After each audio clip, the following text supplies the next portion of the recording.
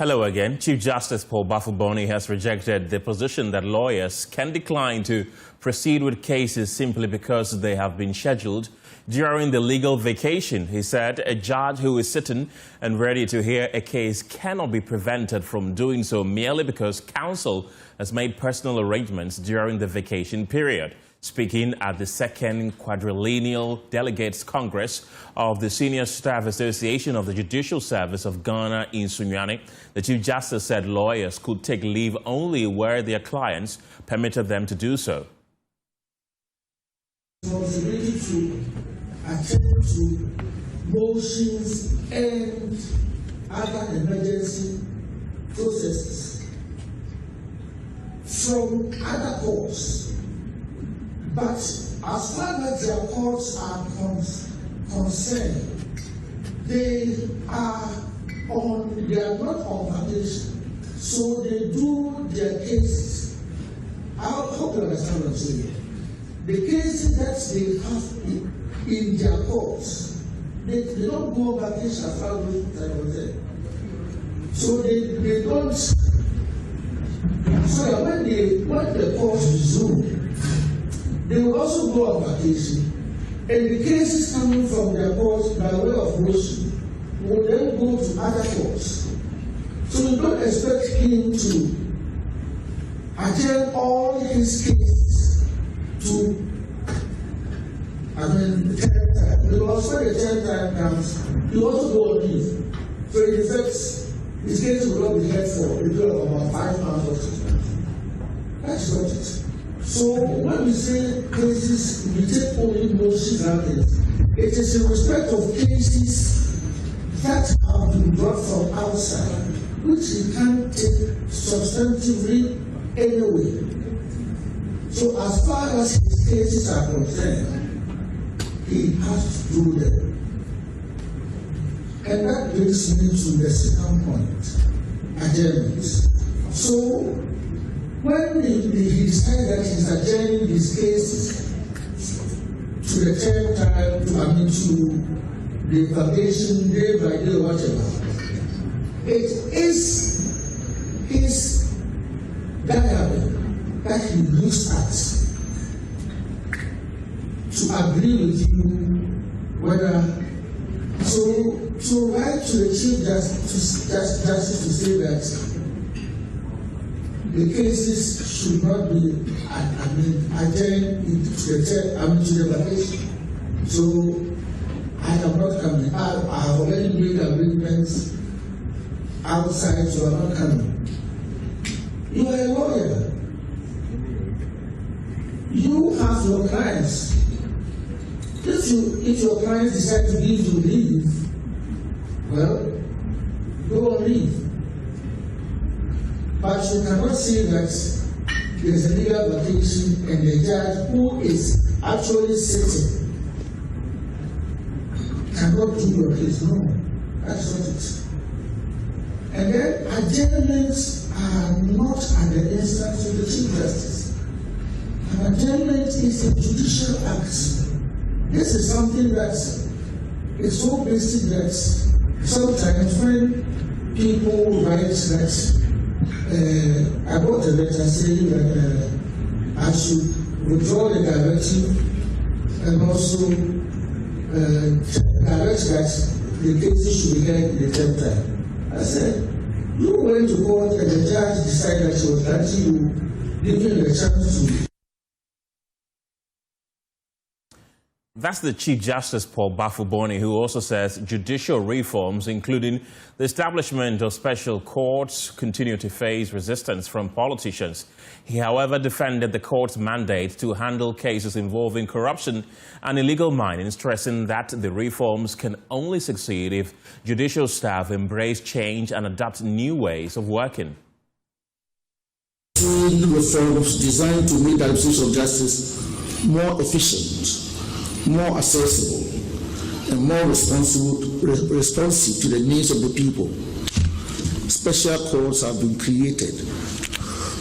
As usual, it has a lot of opposition from politicians who are who speak with different tongues. when they are in power or when they are in opposition. Now, special courts have been created to take care of what we have been working, we have been hearing every year, fallout from the, Auditor General's report. We have special courts to deal with Galamsey, which is a national menace. And yet, instead of getting a pat on the shoulder, some members of the society think that these courts have been set up to get them. If you don't have any skeletons to hide in your cupboard, if you see anybody going to your cupboard, you don't get frightened. The reforms that we have embarked upon will succeed only if the men and women who operate them are prepared for the change. That requires training.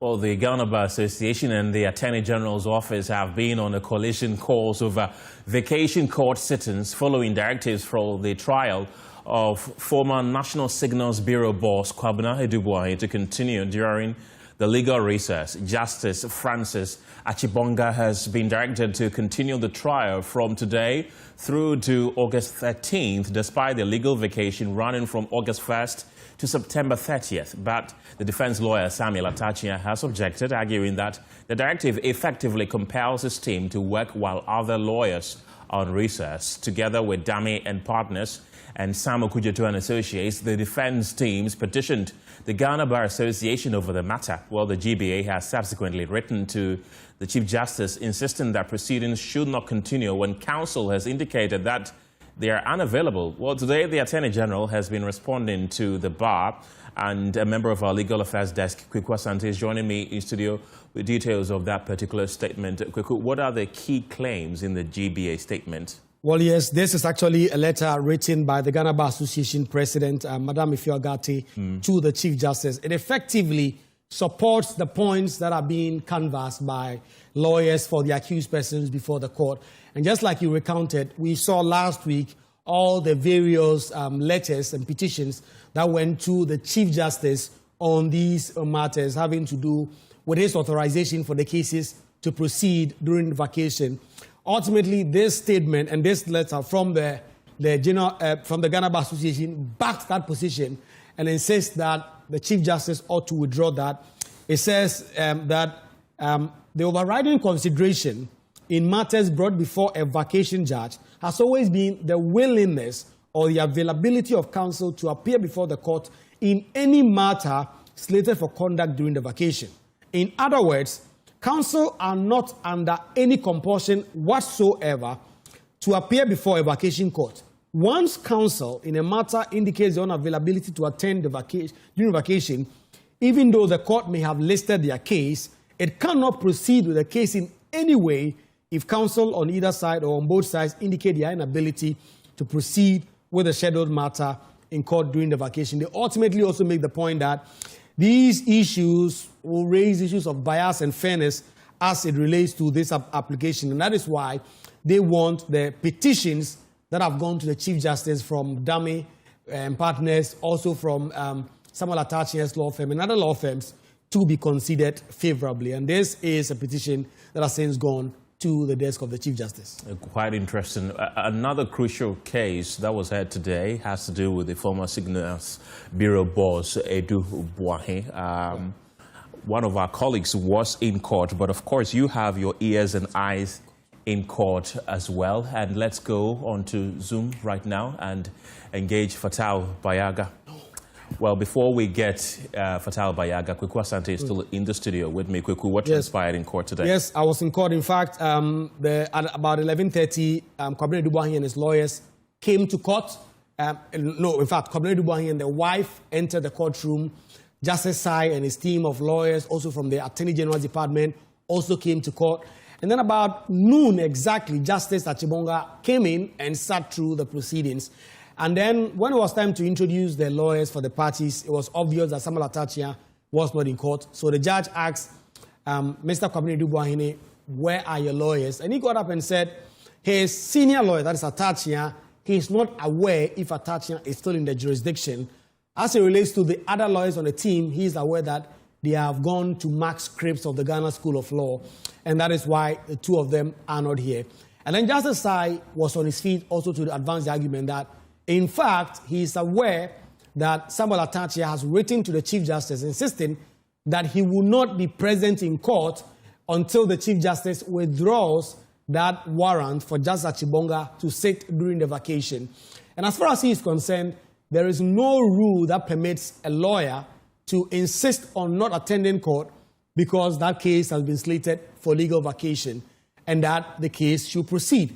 And then it was time to, obviously, Justice Achibonga to make a determination after Akufo-Addo Boahen had appealed for some time to be able to deal with the matters. Justice Achibonga said he has a warrant from the Chief Justice to sit during the vacation.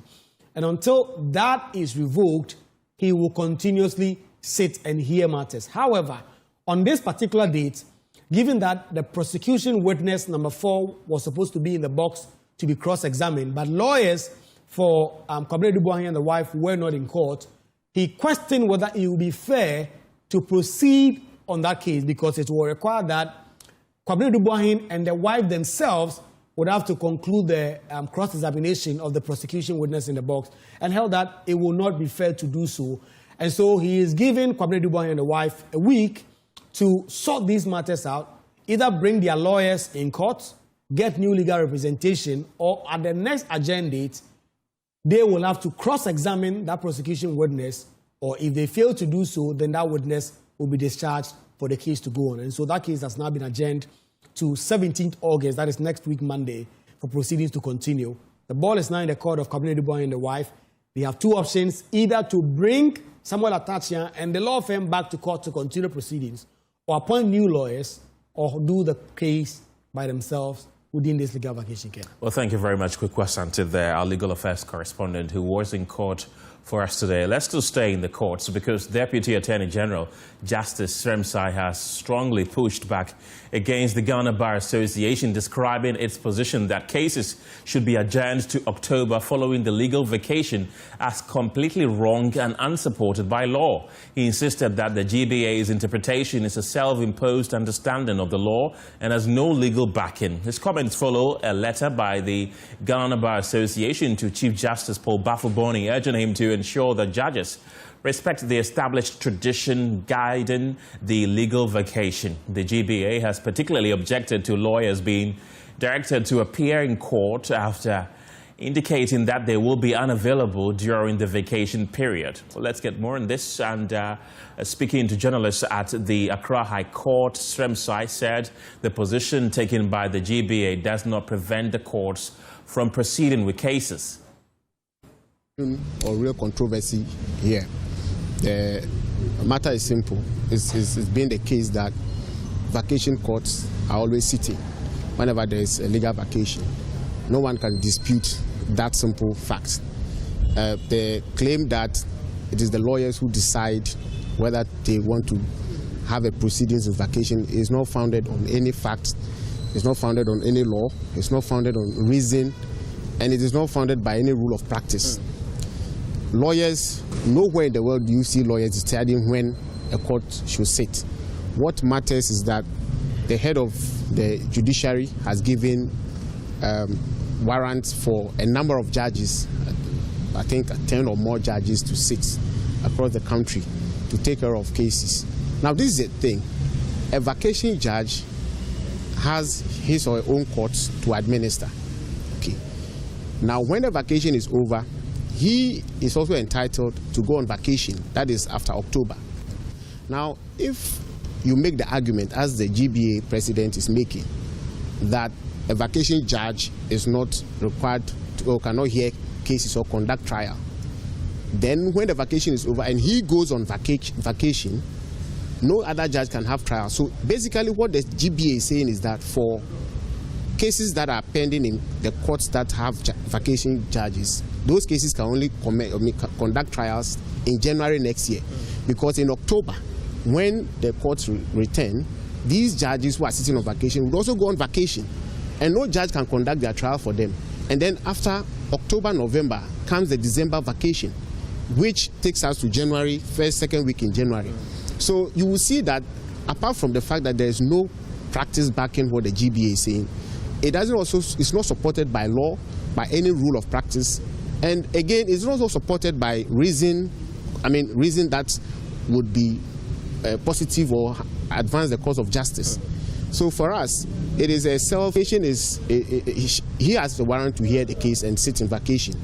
And if you don't come, he will treat it as if you are not interested in legal representation, and has given directive to the clients to advise themselves. If their lawyers decide that they won't practice, no one can stop them, but he has a case to defend. If on the next agenda date he does not produce, I think the judge has given them 1 week. If they do not produce a lawyer, then they will have to conduct the cross-examination by themselves. Deputy, so it basically in simple terms you mean that the GBA got it wrong in their statement? Completely wrong. Completely wrong. And the claim that there is a convention is completely even false. There's no such convention. And even if there is a convention, Order 79 of CI 47 is the order that provides expressly for legal vacation. Well, Justice Sremsai also rejected suggestions that the Attorney General is engaging in selective justice, describing the concerns raised by some lawyers as an attempt to delay ongoing trials. Completely false. There are so many judges that are doing vacation courts, and there are other cases that we are conducting, oral cases which are not in the vacation because those judges in those courts have not been appointed as vacation court, and they've been vacated. They are vacation court judges who are not doing any oral cases. So it is false allegation they are making. Secondly, see, this is the thing: if a lawyer has got to understand and grant you adjournment, but to sit at home and in your office and declare that because of legal vacation you have decided that you won't practice law. Of course, you will decide that you won't practice law, but clearly that does not stop the court from, or the proceedings from going. So for as far as we are concerned, there is no controversy on this matter. It is just an attempt to, as usual, delay cases. Look, while we are doing these cases, you will notice that it's always a fight taking dates. Every day there's one excuse or the other whenever we want to take adjournment. And this is all part of the same trick. So. Well, meanwhile, an Accra High Court has dismissed a letter filed by lawyers for 4 accused persons standing trial alongside former Chief Executive Officer of the National Petroleum Authority, Mustafa Abdul Hamid, and 7 others of allegations of extorting monies from players in the petroleum sector. A member of our legal affairs desk, Fatal Bayaga, is joining me now in the studio with more on this case. Fatal, why was that letter dismissed? Ken, interestingly, after the Supreme Court upheld the powers of the OSP and that, Noah Adamte's application, the OSP has returned to court, and today the OSP was in court for the Republic versus Mustafa Abdul Hamid's case. And in fact, 4 of the accused persons, their legal team, they've written to the court saying basically that they are ahead of the legal vacation. They're taking steps. They are traveling abroad. They are also, undertaking their personal arrangements, among other things, and that they wouldn't be able to make it to court. And for that reason, the court should adjourn this particular proceedings to October, so that when they return, then the proceedings will continue. But the trial judge, Francis Apanga Chibonga, in response to that, said that he does not have the power. It is the Chief Justice who granted him or who issued a warrant for him to be in court. So for that reason, he cannot say or single-handedly say that the court should stop or the case should be adjourned. And for that reason, he said until the Chief Justice revokes that warrant, the proceedings will continue in court. You've also been engaging the lawyer of the former NPA boss. What has he been telling you? So basically, he said that that warrant by the Chief Justice's novel is unprecedented because he knows that during this particular period, motions are mostly heard and some urgent matters. So he was very surprised that the Chief Justice would issue such a warrant. And he said that ahead of the legal vacations, they had their personal arrangements, among other things. So it was really strange to, see such a warrant from the Chief Justice. We can listen to him. Well, if you look at the Courts Act, particularly I think it is Section 79, thereabout, it gives him the discretion to take certain decisions for sittings of court, including weekends and holidays and etc. The problem I have, which I have stated without equivocation, is that you realize that there are only 2 specialized courts, and they are the only 2 courts that are sitting during the vacation to hear substantive trials. I think that one thing I've realized is a number of people are getting confused between the substantive hearings. It is only motions. So the holiday judges sit to hear motions and urgent applications. But if you look at the 2 specialized courts, they are asked to do normal hearings that we do during the normal period that we are in court, as against the vacation. So if you ask me, it's novel. We've not done that before. But you engaged with him extensively. What else did he tell you?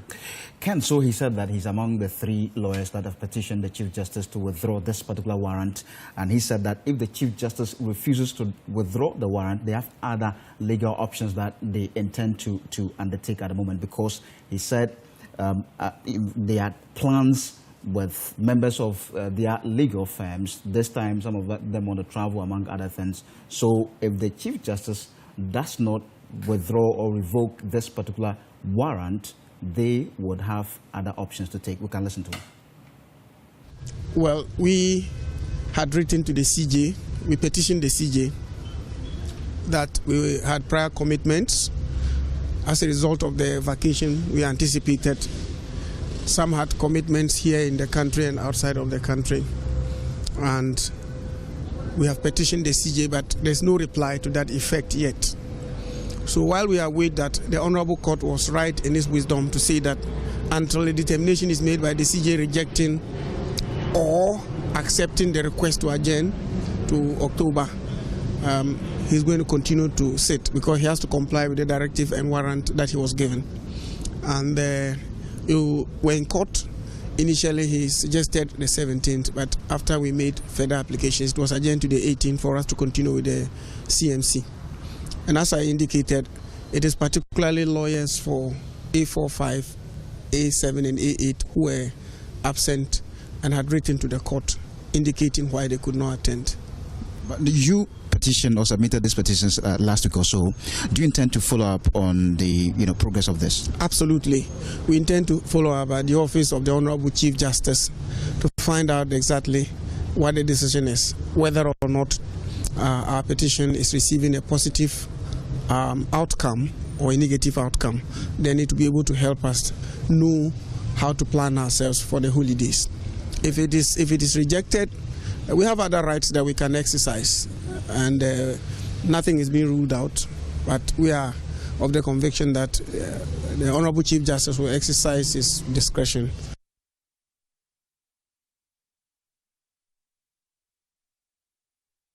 Well, the government has directed the Minerals Commission to take administrative control of the Adamus mine in the Lembele district following the revocation of 3 mining leases. The Lands and Natural Resources Minister, Emmanuel Akufo-Addo, says government priority is to revitalize the mine, protect jobs, and ensure it benefits the host communities. But residents are demanding a new investor. Inathalia Kwanso has more in this report. From above, the scale of the Adamus concession is unmistakable, but beneath the expanse of this mining operation lies a complicated question. What's next for Adamus? It is a question Lands and Natural Resource Minister Emmanuel Akufo-Addo sought to confront during his visit. His first stop was the Eastern Nzema Traditional Council. The engagement comes after government's decision to revoke 3 mining leases belonging to Adamus Resources, a decision that has since been challenged by the company. But today's visit was less about revisiting the decision and more about what's happening to the mine from here. The objective is simple: to make sure we revitalize the mine, to make sure that the mine would not only benefit the people of Ghana, but will also benefit the communities around the mining area and the Lembele district. So we can create jobs and make it a vibrant mine. There's a lot of potential for that mine. And so the assurance is that every step that must be taken to ensure that the mine is right is why we are here. From the Traditional Council, the minister proceeded to the Adamus mine. Government says the objective is to ensure the facility is brought back to life while protecting the jobs and interests tied to the operation.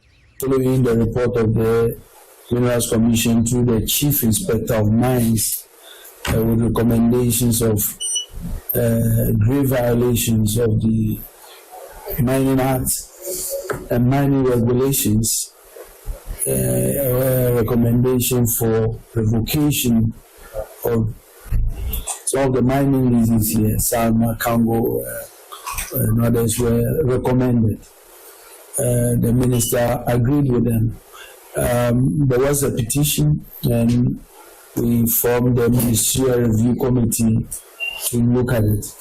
That work has come to an end. And I have concluded to uphold the revocation. What that means going forward is that the Minerals Commission should with immediate effect take administrative control of this mine. For the minister, revitalizing the mine goes beyond restarting production. He says the operation must create jobs and generate tangible benefits for Ghana and the communities that host the resources. The priority is to make sure that the interest of the country, the mine, workers who work here, and the sanctity of this mine and the safety of it should be the top priority of government. And so that's why we're here, and we want to make sure that this mine is up and running, and to assure the workers here that the intent is always to make sure we work with them to protect their jobs. But getting the mine running again comes with significant operational challenges. The Interim Management Committee says one of the major concerns has also been the delayed completion of the tailings storage facility. Apparently, the tailings dam construction has exceeded its timeline of completion for over 12 to 18 months. And so that has been a challenge. So the position space in terms of freeboard was adequately limited. For the communities, however, the conversation goes beyond getting the mine operational. At a meeting with the minister, Salma, Assemblyman Akufo-Addo Aziz called for a new investor. We have stayed with Adamus for almost 19 years in operations. What we are calling for is the government to intervene. We are calling for a new investor who come and handle the company very well. The question of who eventually operates the Adamus mine and under what condition remains unanswered. In Athalia Kwansa, Joy News, Elembele. As Ghana battles growing plastic pollution, experts are warning that simply replacing plastics with paper or other materials may not solve the country's waste problem. Speaking at the Joy News Imani Africa National Dialogue on Plastic Waste Management, EPA's Acting Director for Sustainability and Circular Economy, Larry Kotoy, says producers may soon have to prove their plastic products can be recycled before putting them on the market. Cannot put any of such plastics once the law comes into effect, because you need to demonstrate that we can recycle your product. If you're not able to do so, you cannot put it on the market. Even if you look at our styrofoam ban options, we have the plastic reusable containers. Okay. They are there. Okay. We have the aluminum foil, we have the paper, and also the other materials. They are all there. People need to choose, but of course, some are more expensive than others. Right. As you said, you pay more for plastic because that is what the policy is. It's just trying to get people off not to use those ones. But if you use reusable bowls or containers, we have within our own context the way you can just take your bowls, go and buy your wachi or your kinky, take it home. You don't need to request for any rubber bag. So sometimes when we talk about alternatives, we already have enough with us. Just buy your bowl. If you are going to, or your flask, if you are going to buy your wachi, just buy your food in your own flask, take it home, and then when you are done, wash it the next day. Meanwhile, Deputy Director of the Ministry of Local Government, Godfred Fifi Bwedi, has cautioned that some paper products also contain plastic lining, making them difficult to recycle. oftentimes it's even more complex to recycle because the paper itself has plastic lining. A typical example is the paper towels, the big tissues we use in our kitchens. Right. People think it's just paper, it's just tissue. It has plastic lining in it. And so that's why it can soak water and does not easily get torn. And so these are not alternatives you just simply switch to. You switch to based on the capacity you have. You're still watching the pulse here on Joy News. The spillage of Burkina Faso's Barry Dam has begun, with communities along the White Volta and other vulnerable waterways in Ghana now on alert for possible flooding. The Tono Dam in the Upper East region has been spilled, prompting concerns of the rising water levels and the safety of communities in vulnerable areas. NADMO says it has intensified its community engagements, urging farmers and residents living along riverbanks and other low-lying areas to move to safer ground and take steps to protect their lives and property. In the Talensi district, NADMO officer Bismarck Asubri says teams have spent the past 3 days on the ground sensitizing residents and urging them to take the necessary precautions.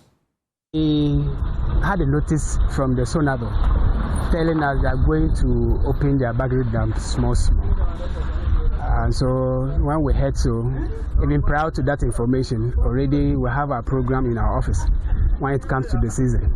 And this season we began with it before we had a notice that they are going to. So we intensified based on their message that farmers should stay a bit distance from the river banks. Though they have their crops there, but it's better to save their lives than to get involved in any dangers that may bring us challenge. And so since the last 3 days, we have been on the ground, NADBO, trying to make sure the public is aware through the engagement.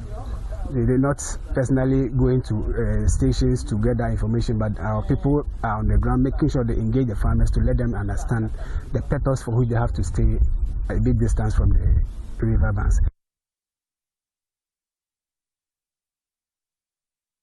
Meanwhile, farmers in the Talensi district say recurrent floods are destroying their crops and threatening the livelihoods of communities that depend heavily on farming along the river banks. They are appealing to government for irrigation equipment and dams to help them farm without constantly risking their crops to rising waters. I'm here keep long, about 15 years now. When we farm like this, we can transplant it. There is no rain. By the time that rain falls, then we transplant the thing. They say they can open the water for us, the Barclay Dam, and we cannot even harvest it. So right now it is a problem for us. We don't even know how to do. As Ananda I'm speaking, we're just hearing that the water will come. Right now we are standing here. You just look at the corn. It's not even yet now. So it is problems for us. Floods was not always coming this way. At least maybe 5 years before you can get water coming, that it will not come and destroy our crops. But these years, all along, we will do the farming, but the moment they open the Barclay Dam, the water will come and flood our farms, apart from the river banks, because we have no land that we can go and do the farming, apart from the river lands. And some of us, we use the river banks to farm onions and tomatoes and all that. But after that, in the dry season, some of us who have machines, we do our best to do our planting and then use the machines to irrigate, so that when the rains come, it will take over and we can able to harvest something to feed our family. But those who don't have machines, they are the people that the water will always come and clear their crops. Let's get in touch with our correspondents for updates from the affected region. First, let's take you to the Upper East region, where Albert Sori is standing by with the very latest. Albert, how are people in the region reacting to the spillage of the dam? For many people, they have to get ready for any impending disasters. over the years, what we have seen normally is that when the spillage takes place, and we also have rains in this part of the country, it compounds the situation and makes the floods more serious than they normally would have been if it was just the spillage that has taken place. And so for many people, it will take some time before we start to see the impact of the spillage. As at this afternoon, NADMO had not yet been able to confirm whether the spillage has officially started. But what we know is that normally when the spillage starts, it takes up to 48 or 72 hours before we start to see the impact in this part of the country. What I can also tell you is that over the years, NADMO and the state has managed to get people who live in the water basins to move. And so what we have now are just the farms, because the farmers keep saying that the lands around the basins of the White and Black Volta, where you normally have serious flooding, are very fertile. And so they keep going back there to do their farming activities because the lands around those places are the only ones that they have. They do not have alternative farming places where they can grow their crops. And when the rains delay, a lot of them start their farming activities late. And by the time the dam is ready to be spilled, and also when the the rains become very serious in this part of the country, then they are in a situation where their maize and other crops grown around the basin are not ripe enough for them to harvest. So a lot of them lose their what normally would have been their harvest for the season. A lot of them lose it. And so when the announcement is made as at now, those who have crops that are ready for harvest will rush to harvest as much as they can before the floods eventually arrive. Let me just add that the last 2 years, we didn't have serious floods, even though the spillage was done. We did not have a lot of rains here. So what the Sonabel, which is the company that operates the Bagre Dam, did was a controlled spillage. So we didn't have too many flood disasters when the spillage was done 2 years ago and last year. We don't know what the situation will be because we are in the month of August going into September. And usually this is the time of the year where we also have a lot of heavy rains in this part of the country. Right. Thank you very much, Albert. Sorry there. From the Upper East region, let's head to the Savannah region where Isaac Nonya is joining us with the very latest. Isaac, what is the situation in the Savannah region as we speak? Well, the Savannah region here, NADMO said they have kick-started the sensitization only 2 to 3 weeks ago, ahead of the opening the spillage of the dam. Hello, Isaac. Do I have you? Please, can you hear me? Yes. And what about residents? How are they preparing themselves? Yeah, mostly the North Gonja, Central Gonja, and Northeast Gonja. These 3 districts are mostly over those who are mostly hit. You can ask West Gonja. So residents are saying that, well, for the past 2 years, they have not witnessed the flooding, which mostly affect their farms and homes. And this year, they don't expect anything different. But NADMO tell them that the years are not the same. This year could be a different story. So they have gone beyond the usual sensitization for them to relocate and also to liaise with Ministry of the Department of Agriculture to be able to get early maturity crops for these farmers who have vowed never to move away from their farms, even though they suffer the losses every year. Particularly with the North Gonja, I know the White Volta ran direct through the district capital, which is Daboya, and a community like Nipasem, Makango, you go to Yape, these communities who mostly do serious vegetable crops always suffer the effects of the flooding, but they will never move. So if they are able to get the early maturity crop for these farmers, it will make a lot of sense towards their investment. For now, NADMO is in all the districts. They are, according to Zakaria Mahama, who happens to be the regional director of NADMO, he said they have started the sensitization with the farmers and residents who live around the river banks and close to other farm settlements that usually suffer the spillage. And they believe they are paying heed to their advice. Just that their farm produce are still there.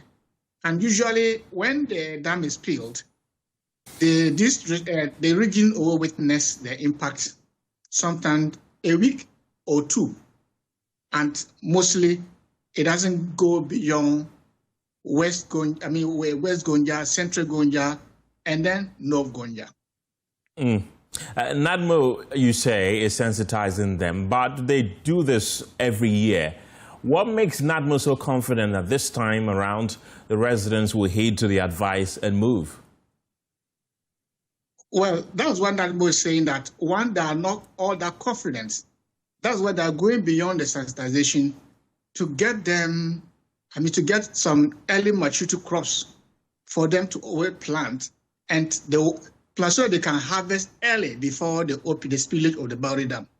By the settlement, I think they want to involve the traditional authorities in these areas. There will a lot of authority. When they call these people together to get them a parcel of land or areas that they can relocate, that will be a very strong and sustainable mitigating factor for these farmers to go beyond their farms and relocate to higher heights to avoid any eventuality. Because the last 3 years when that happened, it killed a little boy in North Gonja and swept a lot of properties away from the central West Gonja and the Northeast Gonja districts in the region. Isaac Nonya reports to us from the Savannah region. Thank you very much, Isaac. Well, I've been joined by the Upper East Regional Director of NADMO, Rebecca Akogo, to speak to us about the expected Boundary Dam spillage and the region's preparedness. Rebecca, grateful for your time this afternoon. What is the latest information you have on the spillage, and what impact could it have on communities in the Upper East region? Hello, Rebecca, do I have you? You would have to unmute your microphone so I can hear you. Hello, Rebecca. Right, so Rebecca Kogo is with NADMO in the Upper East region. We're trying to establish a connection with her to tell us the preparedness of NADMO and what they're doing, how they're sensitizing the residents in the area to ensure that they do not get affected when the dam is eventually spilled. Rebecca, do I have you? Hello, good afternoon. Good afternoon. Welcome to the program. Thank you very much. And good afternoon to our dear viewers and listeners. I'm in the person of Rebecca Akogo Hashimatu, Upper East Regional Director of NADMO. I'm so much grateful for the opportunity granted me to update the public on our preparedness or mitigation measures anticipating the Boundary Dam spillage. Right, so, right. NADMO, as we all know, is not the only disaster management organization. We do not work in isolation. We work in collaboration with other partner agencies. So currently, we are assessing the situation, keenly monitoring the situation, and strengthening preparedness in the flood-prone communities to ensure that when the spillage occurs, we will have a minimal impact. Interesting. Our main focus is on mitigation, is on preparedness, public safety, and effective coordination. And we are ensuring that we embark on community sensitization, public education. We have educated farmers along the White Volta to immediately evacuate to higher grounds for safety. We have also educated residents along the White Volta to also evacuate to higher grounds for safety. NADMO, in collaboration with key stakeholders in the vulnerable communities, that is the flood-prone communities, have been able to secure temporal stretches such as safe havens that will be used as temporal shelters for people who may be affected by possible flooding. But currently, as it stands, the Burkina Bay authorities who are in charge of the Bagri Dam spillage, that is the Sonabel, made us to understand that the current update on the water level is 233.08. And the expected level for spillage is 234. So we are currently on grounds, and we believe that any moment from now, the spillage, the spillway will take effect. So many times that this has happened, the people living within the areas that get affected the most have always refused to move. In fact, I spoke to two of our correspondents, one in the Upper East and one in the Savannah region. Yes, they are aware that the dam is about to be spilled, but they are unwilling to move, waiting until it happens for them to seek temporary shelter. How sensitized have you done for them? How much sensitization have you done for them to convince them to move to safe places even before this dam is eventually spilled? Thank you so much for that wonderful question. That is really true. Most especially the farmers along the White Volta. We are made to understand that the soil along the White Volta is fertile. That is making the farmers to stay and farm there. But we have been able to intensify our sensitization by explaining to them that when life is lost, you cannot leave to farm. But when you lose farm products or livestock or livelihoods and you are alive, those ones can be recovered. So we have been able to intensify our sensitization on that, with the help and support of the key stakeholders of the communities, the vulnerable communities, that is the chiefs, the assembly members who live within the communities are also supporting us, and we have been able to talk to them to understand. So currently, as we speak, most of the farmers and residents along the area have evacuated. Okay, and the ones that have yet to evacuate, what are they telling you? What are their reasons for staying put? Currently, as we speak, along the White Volta, nobody, most especially the residents, they have all evacuated. All right, and of course, every year the dam is spilled. How much damage are you anticipating, NADMO? Are you expecting more damage than happened the last time, or you think this will be minimal? Thank you so much. Fortunately, the last time, as a result of hard work and intensified sensitization, last year we encountered a minimal impact. There was no much damage. The only damage caused was farmers who couldn't harvest their crops early. And fortunately, last year, most of them sowed early and they were able to harvest before the spillage. So the few that couldn't harvest had their crops submerged, which was minimal. The damage wasn't so much great. But this time around, just as we did last year, and it helped so much, we continued the good work, and people are complying with the safety measures we advise them with. And I think with their compliance, we are anticipating that we will not get greater damage. Rebecca Akulgu, thank you very much. She's the Upper East Regional Director of NADMO. Away from the Upper East, Cocoa Board has rejected accusations that it did not consult farmers and other stakeholders before passing the new Cocoa Board bill and their certificate of urgency. The concern was raised by the minority in Parliament, who called on President John Mahama not to sign the bill. Reacting to the accusation on PM Express last night, Head of Public Affairs at Cocoa Board, Jerome Kwekusam, says There was an extensive field visit to farmers for their views earlier this year before drafting the new bill. Last year, the chief executive of Cocoa Board, Dr. Randy Abbey, toured the whole country, all cocoa growing areas he went.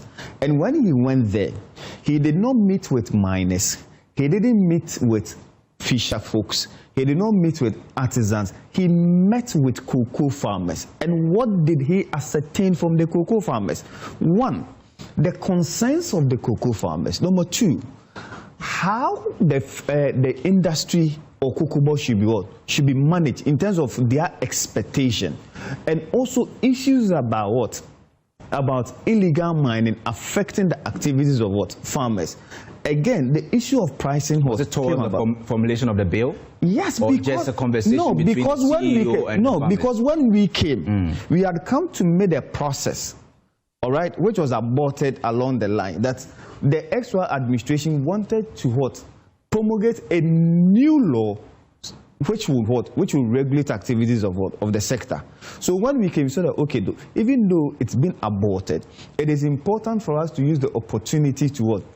To get the buy-in of the farmers. So that was done. So the point I am making is that at no point can anyone, any man born of a woman, suggest that there was no consultation whatsoever. Okay. Well, meanwhile, the president of the Ghana National Cocoa Farmers Association, Anane Boateng, refuted his position. Who are the people he met? My brother, we have some people who are political farmers. You know, this has been a habit. They never consult us. But then later on, we were invited by Randy Abbey. When we were called at the office, the first question I asked the executives was that the bills have been already passed. So this engagement, what is the purpose of engaging we, the farmers? We are the stakeholders. The bill had already been done. It's passed and approved. So our engagement there, to me, is not necessary. So even I decided to leave, and one man came and told us that they had, the time was so limited that they wanted to pass the bill. Otherwise, they could not, the bill cannot take effect for this year. Well, speaking on government's plans to finance the cocoa sector through local bonds, Head of Public Affairs at Cocoa Board, Jerome Kwekusam, said a 16 billion domestic syndicated loan is expected to be rolled out by the end of this month. We've had the transaction advisors, giving reports, and I think plans are far advanced before the end of this month. Before the end of this month, I'm sure that some monies will be. How much are you raising? Will be realized. How much are you raising? Well, I'm being tentative here, but we are looking in the region of about 16 billion. 16 billion. Yeah, but this is yes, it is. That is first issuance, or it will be in tranches. No, so we intend to turn around the money. All right, we intend to turn around for the season. So ordinarily we could have gone in for maybe in excess of maybe about some 30 billion and then pay the coupon rates and what have you that will be due. But strategically, we're going for the 16 billion and then we turn it around twice within the season.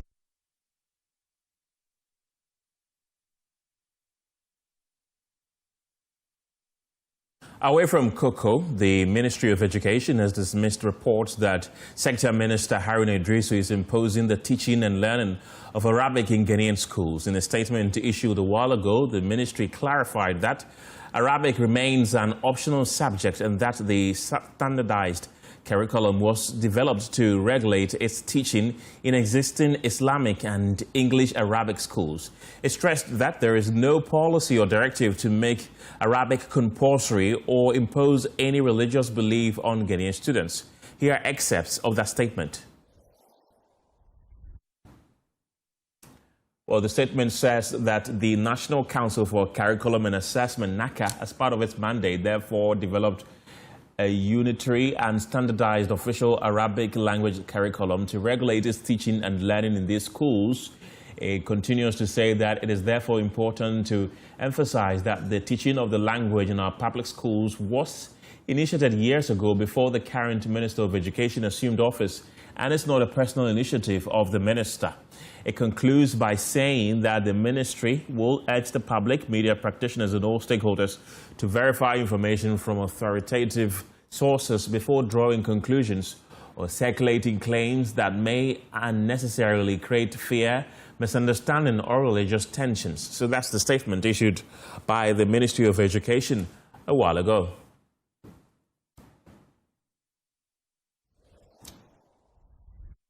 Let's get more on this, and joining the conversation on Zoom right now is the press secretary to the Education Minister, Hashmin Mohammed. Hashmin, welcome to the program. Help us with some clarity on the statement you issued first. What really prompted this reaction? Hello, Hashmin, do I have you? Hello, Hashmin? Can hear you. Yes. Please carry on. Thank you very much. If you have been monitoring for some time now, there has been some merchants of misinformation trying to create a narrative that appeared to look the Ministry of Education, most specifically the Honorable Minister for Education, is trying to impose Arabic language on Ghanaian young learners. And this follows the NACA. You know, sometimes it is somewhere last month, NACA presented their proposed recommendations for the revised curriculum for basic schools. And in that recommendation, NACA proposed that in the new basic school curriculum, they have developed a curriculum specifically for the teaching of Arabic. And the reason why NACA decided to develop, according to NACA, they decided to develop that curriculum was based on the fact that there was no standardized curriculum for the teaching of Arabic in English and Islamic schools. And English and Islamic schools has been recognized by the Ghana Education Service, or Ghana, as late back in the 80s. So each and every English and working Arabic based on their own procedures. Hello, Hashmin, do I have you? Hello? Yes, please carry on. So in the wisdom of NACA, they decided to develop this curriculum to be able to guide the teachers who will be taking these young learners in the study of Arabic. So it is not something that is new to the Ghana education system. The study of Arabic has been in our system for a very long time. The only difference now, the only improvement NACA seems to appear to be doing at the moment is to standardize the curriculum so that there will be a standardized curriculum for the teaching of Arabic. Because each of the English and Islamic, each of the English schools were using their own methods of teaching Arabic. And based on that, NACA decided to improve it and then develop a curriculum specifically for the teaching of English and for the teaching of Arabic. So Arabic is not compulsory for these schools. It is only for the English and Arabic school community who has been teaching young learners in their basic schools Arabic. All right, let's look at the Arabic curriculum. I want to find out what exactly is contained in the new standardized Arabic curriculum, because your ministry says that Arabic, and I quote, is a language, not a religion. So does the curriculum contain only the language instruction, or it contains something else? Well, in the opinion of some people, because the way some people spread the misinformation, in the opinion of some people, it appears Arabic is a religion, because the misinformation that has been going on is that it is the Honorable Minister wants to impose Arabic religion. So it is our responsibility to let the general public understand that Arabic is a language and not a religion, just like English, French, Spanish. Arabic is also a language, and it is not compulsory for Ghanaian students. It is only for young learners or English and Islamic schools that wants to teach Arabic as a secondary language for young learners who are showing interest in it. So the ministry can categorically confirm that no public students in Ghanaian school will be forced to study Arabic and only optional, as you've told us. Yes, it is only optional. And then let me also state that these proposed languages are yet to be adopted by the Ministry of Education. It is at the consideration stage at the Ghana Education Service. After that, the Honorable Minister move it cabinet, and then cabinet take a decision on that. Hashmin, I'd want to take you back a bit, talking about the standardized Arabic curriculum. I asked you what is contained in that curriculum. Do we know? So what contains in that is the teaching methodology for Arabic, just like we have the teaching methodology for the study of English, French, or Spanish. So it is optional. Yes, you've mentioned it. So who chooses it? Is it the student that chooses that, okay, I would want to study Arabic in the schools that they have made it optional, or the teachers choose it? So who decides who learns it? You know, there are hundreds of English and Arabic schools in Ghana, mostly dominated in the Muslim communities. And then in this English and Arabic, but there is no standardized curriculum for the teaching of Arabic. So what that only is that they want to improve the teaching of the language in that particular community. That is the English and then Islamic schools. So they have only developed and improved upon the curriculum that can guide the teachers in the teaching of Arabic in their community. Well, recently also we heard of the insufficient Arabic teachers to teach these new curriculum. With this now being optional and being categorical by the Ministry of Education, does that mean that there will be the need to recruit more Arabic teachers to teach these subjects? Well, already there are schools, like I have mentioned, already there are schools that teaches Arabic as a language, as a secondary language in their schools. And I've stated that it is not mostly dominated in the Muslim communities. And we have hundreds of schools who are doing that. And those teachers who have been teaching that language do not have a standardized curriculum for the teaching of Arabic. So NACA only developed this curriculum to guide the the existing schools that are already teaching Arabic in their schools. So there is so Arabic instructors are already in the system. Okay. I get that point, but what if I'm a school and I heard this, that it's optional? I am not in a Muslim-dominated community, but I still want to introduce Arabic as an optional course.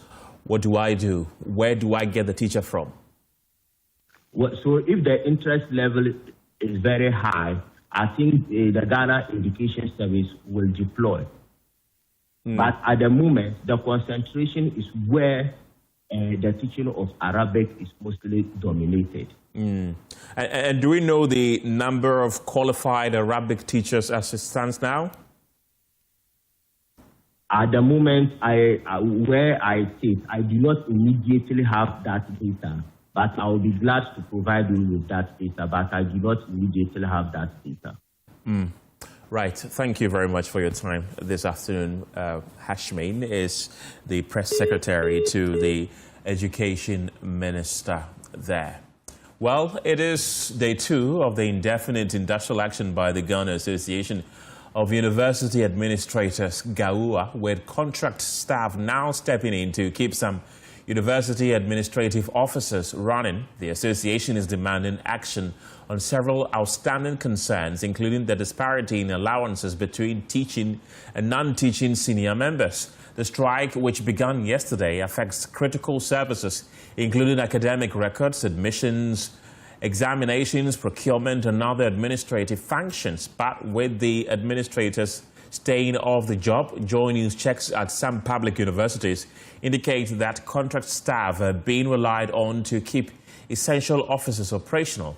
Joy News sources indicate that the association may have failed to properly notify the National Labour Commission before embarking on the industrial action. Well, let's get more on this, and my colleague Emmanuel Bright-Kweku has been engaging some of those affected and is joining me from the Ashanti region for more on this. Emmanuel, where have you been and what is the situation like as we speak? All right, so Kenneth, I have actually been to the Kwame Nkrumah University of Science and Technology, the campus. And so when we went there, we monitored events at the university's administration. And when we went there, and we realized that, well, some offices had actually been opened. But when we inquired, they told us that the offices have actually been opened, but those there are not members of the administrative, the GAUA. And so some of them are senior members. And because of that, probably if you are going there to seek a service, they will be able to attend to you, but the administrator or the one who is in charge of the whole office will not be around to help you run smoothly. And so they might receive your request. Let's say if you are going there with an IT request, they might receive it, but unfortunately, they cannot do anything because the administrator holds more like the power in terms of running the office there. And so when we got there, that's what happened. You realize that some students had gone into some of the offices to seek assistance to certain issues that they had. But the administrator who would give the authority, the authorization for you to have everything sorted out for you as an individual, it will be difficult for the person to do that for you. And we also realized that because of the ongoing industrial action, the parking lots of the KNUST administration, ideally on days like this or a working day like this, you should expect that a lot of cars have been parked at the parking lots, but we realized that there were empty spaces, supposing that most of these individuals are administrators for the KNUST. We also understand that, especially with the IT services in the school, they will need a lot of things to run. The school needs a lot of IT services to run effectively. So somewhere like the University Relations Office, we realized that, well, the senior members or the junior or the junior staff there would actually go out, let's say, for a story and from the university campus. But once they get there, the one with the publishing rights or even the internet to publish these stories are not available. And so it was quite a bit of difficulty, especially for those senior members. We also moved to the IT center itself, the university IT services, and we realized that actually in the office it remained open. The students were there in queue seeking for service. We were told that those who were attending to them were actually senior members for that area. And so for the IT service, for, let's say, a student, they were able to, if the student is coming with any concern, they are able to address it within what they can do, their capacity. But if it would require administrator, that would be difficult. And so the administrator's office at the IT service department of the university, when we went there, was closed. There was nobody at the office. And so this has been the development on the KNUST campus with regards to this industrial action, Kenneth. Emmanuel Bradquick, thank you very much. That's the situation in the Ashanti region. Back here in Accra, my colleague Collins Frimpong is up at a press conference being organized by the Ghana Association of University Administrators, GAUA, and is joining me with the very latest. Collins, welcome to the program. What have they been telling you at that particular press conference? So, Ken, the press conference was addressed by the immediate past national president, who is also the current president for the UG branch. That's Michael Owusu-Ansah, and he addressed the press conference. He listed some of the demands that they are making, and one of them is that they want government to meet the agreement that they all agree that by April 2026, they will implement 20% market premium at least for them, and also address the disparities between their salaries and their other workers on campus, especially when it comes to the lecturers' side. Even though they are not asking for same salary, they want the range to be closed a bit for them, and also the other demands that they are making. And they are saying that when it comes to, in terms of calling of the strike, government will have to intervene. Just like initially when they were striking, it took the vice president to intervene and also assure them that they will address the issue. But that hasn't really been the case, since fair wages, according to them, hasn't been fair to them when it comes to negotiation, and also has not agreed to implement some of the agreement that they had.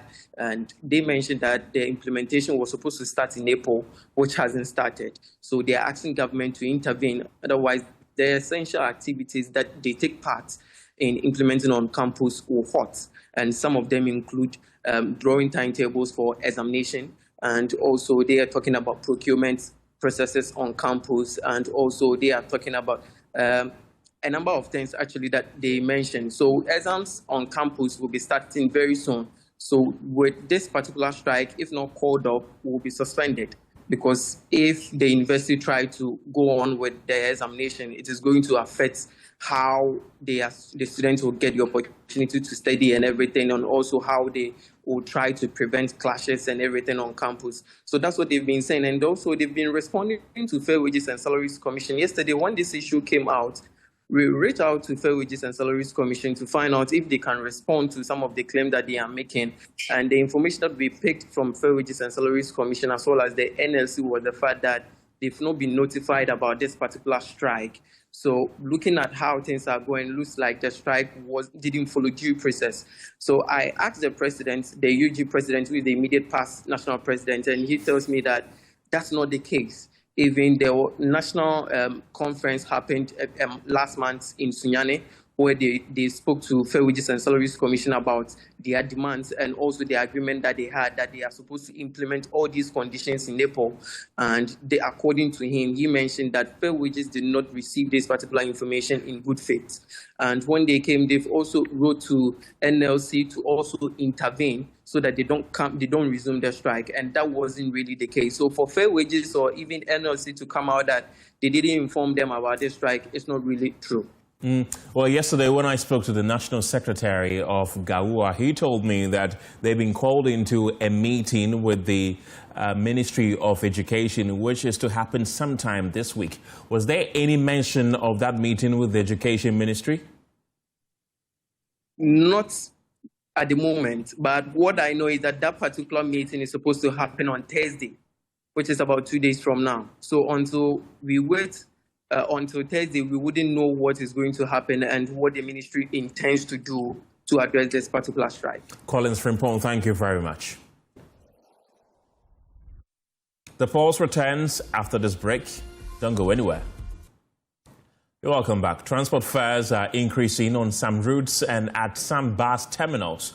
Despite the suspension of a planned 30% fare increase by the Ghana Private Road Transport Coordinating Council, the planned adjustment was suspended after government engaged transport operators, with both sides agreeing to monitor developments in fuel prices before taking a decision. But some commuters say drivers have already increased fares without prior notice, leaving passengers to pay more on familiar routes. This time around, drivers have increased lorry fares. For instance, Fadama used to be 6 cedis, but now it's 7 cedis. It was just this morning when I was coming to office, I realized from my place, Amasaman to Kandeshi, it used to be 10 cities. And I get down at industrial area, not industrial area. But when we get into the car this morning, they say it's 14 cities. Didn't hear any announcement of fare increment though. I'm coming from Akufo-Addo, but when I was coming by to Accra, I paid Akufo-Addo to Accra. That was 70 cities, but in the initial fare was 55. So it was too much. So maybe I think they should reduce their price or something, but it's too much. And then I was even going to from Medina to Spain, I think it was 11 cities, and then when I was going, they took 14 cities. If the government has increased lorry fares, they should make it known.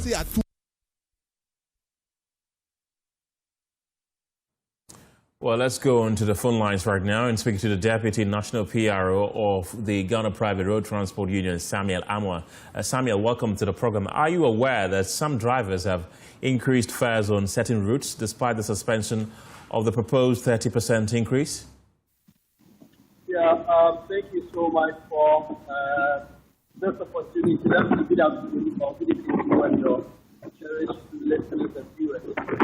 Yes, we started receiving complaints from yesterday that there are some certain routes that some of the drivers have decided to increase the transport fare.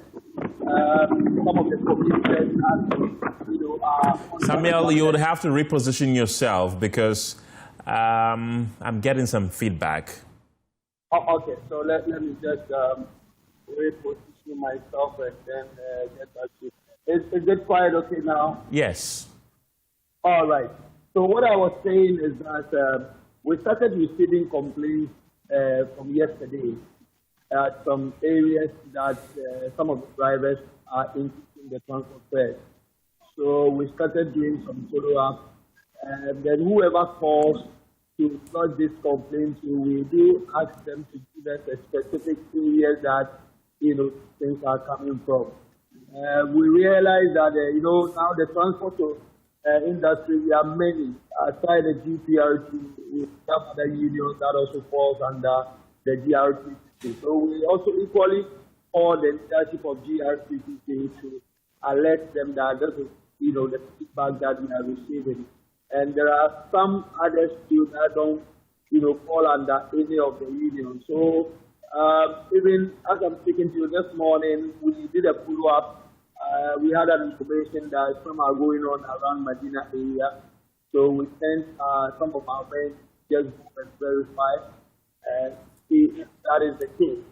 And the leadership will call their leaders to a meeting, make sure that they will comply. Because this is the agreement that we have all agreed upon, that we are to hold on to the increment.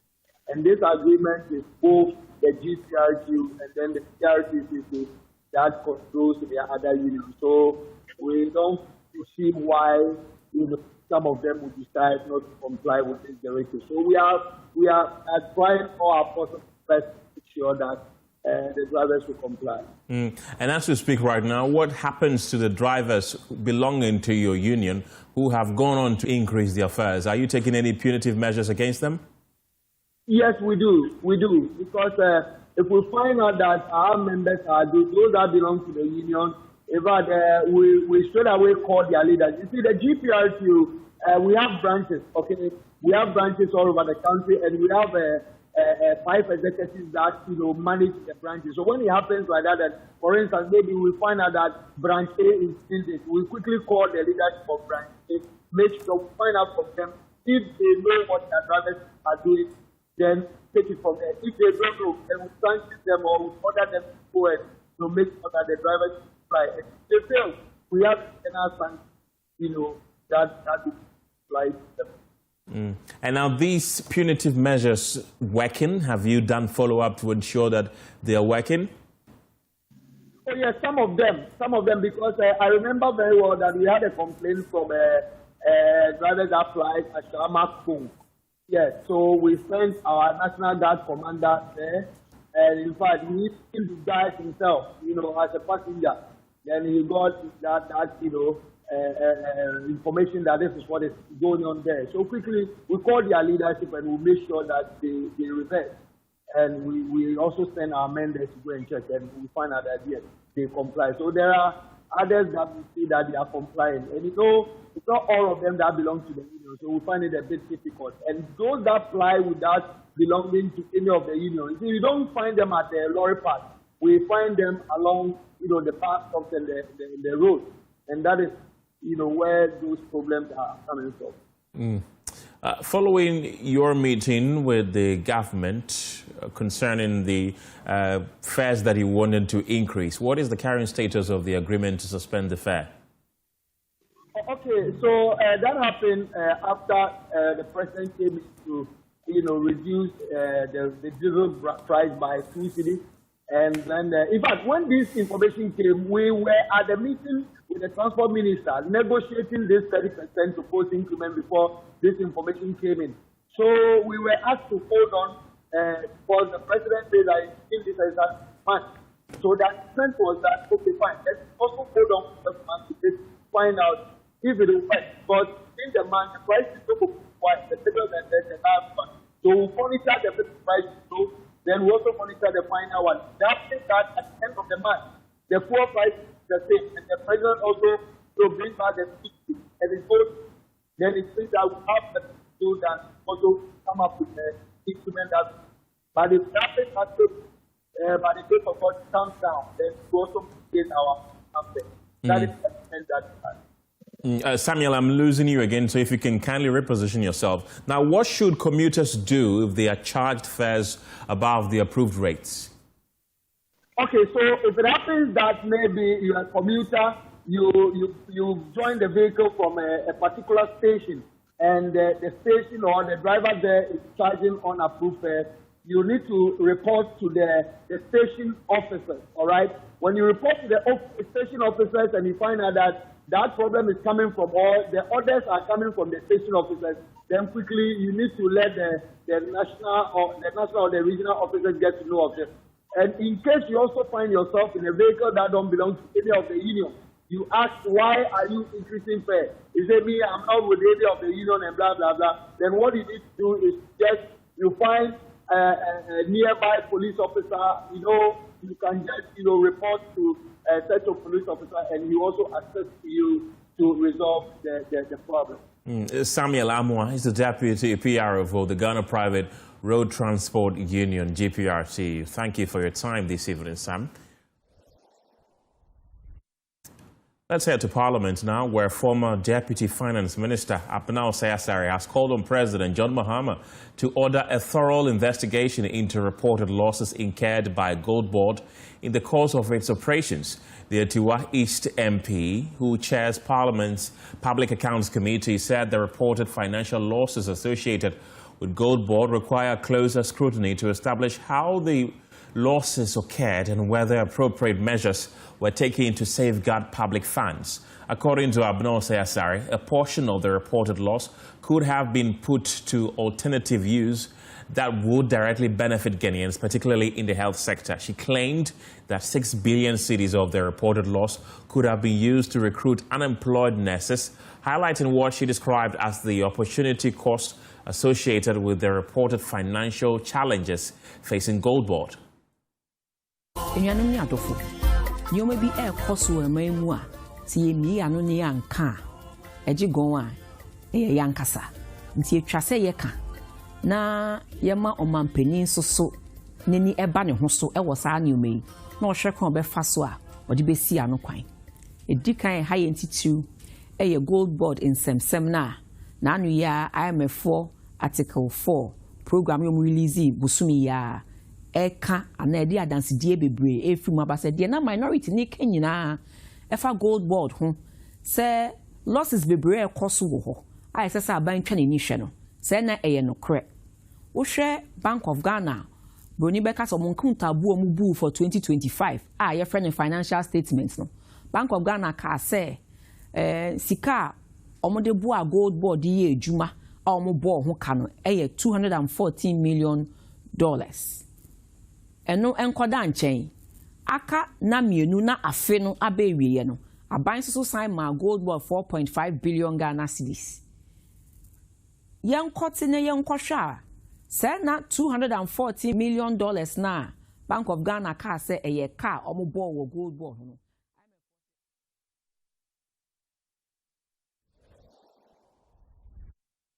That's the former Deputy Finance Minister Abena Osei Asare there speaking in Chi, and we will bring you the English version of that statement a bit later. But in the meantime, let's bring you other stories. A baby is missing. A facility has been shut down, and those involved are given diverse accounts as the police investigates. The facility, alleged to have been operating as a baby farm, was closed by the Health Facilities Regulatory Agency, HEFRA, for operating without the required license. But behind the closure is a more troubling question. What happened to a baby delivered at the facility? And where is the child now? Hannah Odami has been speaking to the mother of the missing baby, Precious. This friend of mine called Ama Cuteness, and then she showed that her family could help me in my situation like this. So I was like, oh, I'm really in need of help, so if you guys can help me. So after then, when they saw that I've taken some amounts of money for about 4,000 going, and then they saw my idea that I wanted to live with the money that they've given me. So they then told me, say, if I leave, they mixed me up with the family and told me, say, if I try to leave, they'll go to take their money wherever they wanted to take. So I stayed calm, and then I was still with them. So as time was going on, when my time was due, they told me I'll come to Kaswa. Their midwife is at Kaswa, and deliver there. So as I delivered, she then told me that I'll leave the child for them. In the sum of the money they took care of me, and the 27,000 they are going to give me. So I was like, oh. So when I went home, I called Amma and told her that, the money you brought, so how come you tell me that you are buying the child 27,000 or 30,000? So I want to return the money to you guys and then take the child. So I called and called and called. They didn't give me any further explanation. So when you started coming here, did you tell your husband? No, my husband don't know anything about it. My family don't know anything about this. Did Amma tell you not to tell your family? She gave me the direction, but she didn't come in person. Did she tell you? She didn't tell me that. So when you came and you saw the place, did you think it was a hospital? Oh, yeah, because they were working all right. So I knew it was a facility working. And when you came, did they take any record of you here? You didn't have a book to take record? The book, I left the book. They told me I'll leave the book for, the midwife told me I'll leave the book and the child for her. Right from day one you came here? When you came here, the first day, did the woman tell you anything about you giving birth and leaving the baby? No, she didn't tell me, but in times I was giving birth and then the delivery was very tough. Then she was like motivating me to give birth, like to try hard and think what I'll use the money for. See, she's like, say, pushy, so when pushy, akolani who has cannibal ball, pushy, akolani. When pushy, akolani who has cannibal ball, that was what she said. Were you told that you were going to give birth and sell your baby at any point of this discussion? I was not told, baby. Right when she brought the money and then she was like, okay, so did you take the money? Yes, I did. Okay. When they told you that the money is for the child that you gave us, what happened? She was like, the 30,000 that was left, and the 30,000 they used 3,000 to help take care of my pregnancy. Did you go into any agreement with them to sell your baby? The letter took me to the Dora. Later took me to the Tema, and took me to one lady who was sitting behind I think a computer or something, and then she typed a paper. So she asked me to sign. I asked her that what was in the paper that you wanted me to sign. She told me, say, oh, it's nothing. It's just to show, say, my child is with them. So I went ahead and signed without knowing what was in the paper. Did you read what was in the paper? Why didn't you read it? They didn't allow me to read. So you just they covered the place where the information was. Hold the paper and then she was holding and asked me to sign. So I didn't know what was inside or what was the agreement inside. They didn't give you a copy. Did you ask for a copy? They didn't give me a copy of that. What's your family saying about all of this? Oh, there was no help during that time, so nobody has anything to say. But you know, say with our summer banning, people will try to, I think, say the bad side, but I don't care about them because sanka omutimi buaya nankanko yesi.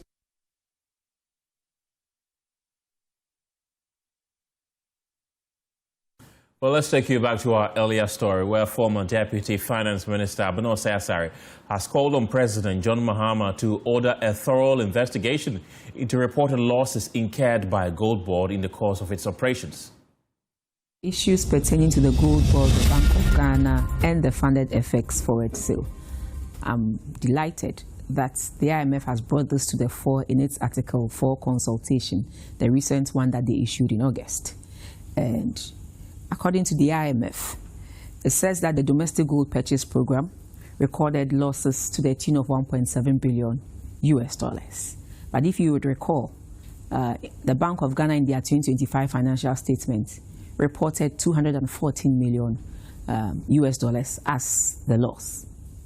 This loss of 1.7 billion is equivalent to 22 billion Ghana cedis, and that is 1.5% of our GDP.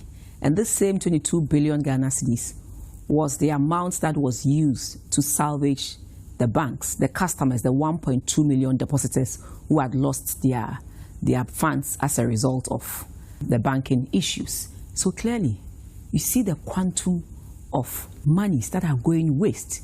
22 billion Ghana cedis loss. And this same equivalent of 22 billion was used to save 1.2 million depositors.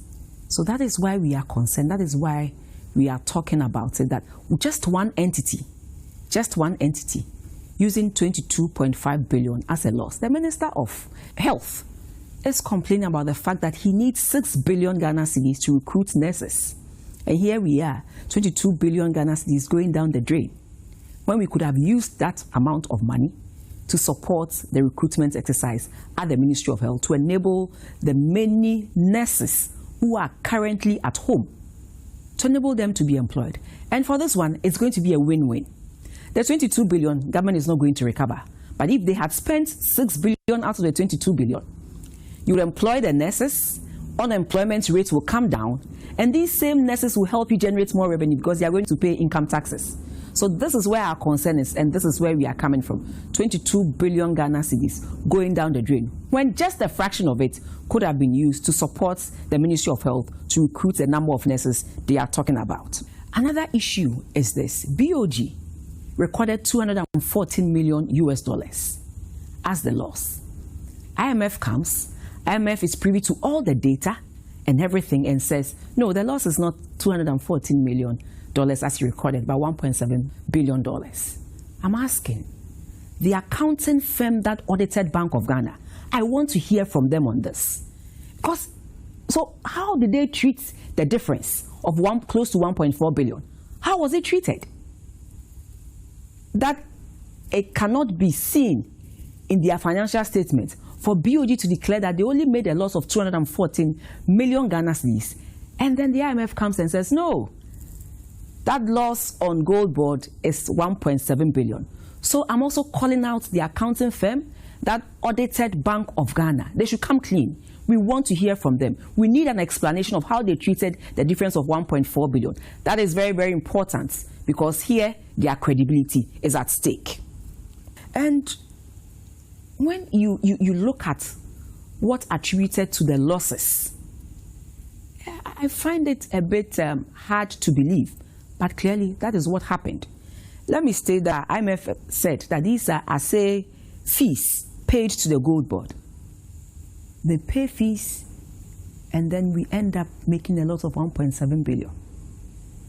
These are discounts applied to gold sold to the off-takers. Even the small gold sellers around, they don't sell gold and make losses. Yet we give off-takers discounts. I don't understand. We are expecting Gold Board not to insult, elevate the conversation, give us explanation, because it's of concern to everybody. If you can make a loss of 22 billion, when 6 billion of that loss can be used to employ more than 10,000 nurses.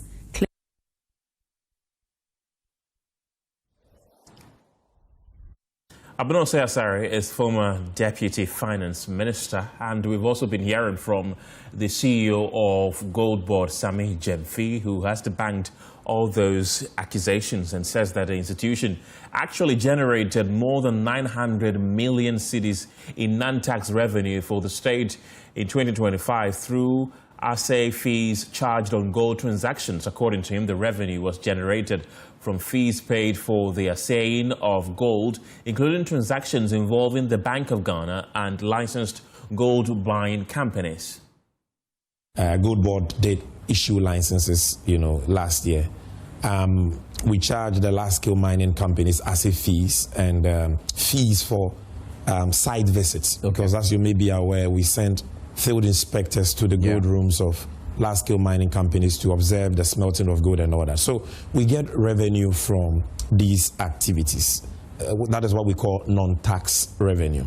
And so the total revenue that the Gold Board was able to generate on its own without any contribution from government, from our assay fees and our service fees that we charge Bank of Ghana and other fees that we charge the large-scale mining companies, licensing fees, was a total of 970 million. So can we comfortably say this is your IGF? No, this is not all IGF. Okay. So this is made up of this figure is made up of three things. The non-tax revenue, which is IGF, which is 970 million. I think you can find it here. Good. Right. 970 million. Okay. Then we have what we call finance income, 35.3 million. Then we have government grant. Government grant is when Gold Board was established as a public corporation, government had to give us equity to operate. And government called it a one-time revolving seed capital. So that was government's equity. You did give to us the equity of PMMC? No, PMMC was a company limited by shares. Okay. Obviously, its assets, liabilities, rights, and obligations were transferred to the Gold Board under Section 78 of the Gold Board Act. So that is it. But Gold Board had to be capitalized. And the government, in the 2025 budget statement presented in March that year, allocated CD equivalent of $279 million, which at the time was equivalent to 4.5 billion Ghana cedis. That money was not released or paid to us until 30th of December 2025. But because we got the inflow in 2025, before the end of the financial year, and we had not encumbered it, we had not spent it, we had not wasted it, we had not incurred debts to deplete it, that grant from government was intact. Away from Gold Board, residents of Tafo-Zongo in the Ashanti region are welcoming the demolition of shops and other structures to make way for an 800-meter road despite losing parts of their properties. They say the road will improve access to the community, particularly during emergencies, and could also bring more business. But as Mahmoud Mohammed Nuruddin reports, some residents have paid a personal price for the project. For Saeed Zakari, the project has meant losing a shop he spent more than 20,000 to build. But after initially fearing the demolition would hurt the community, he now sees a possible benefit. I can see we are all happy. We are all happy because it's going to help us. Even though we lost some items, but we think with time we are going to gain it back, inshallah. The lack of road has made it difficult to move sick people from some parts of the community. Zakari also hopes better access will bring more customers to his business. And now that I see like the street is coming, it's going to pave a way for the economy to open, for people to patronize my item. Ibrahim Hussein says the problem goes beyond business.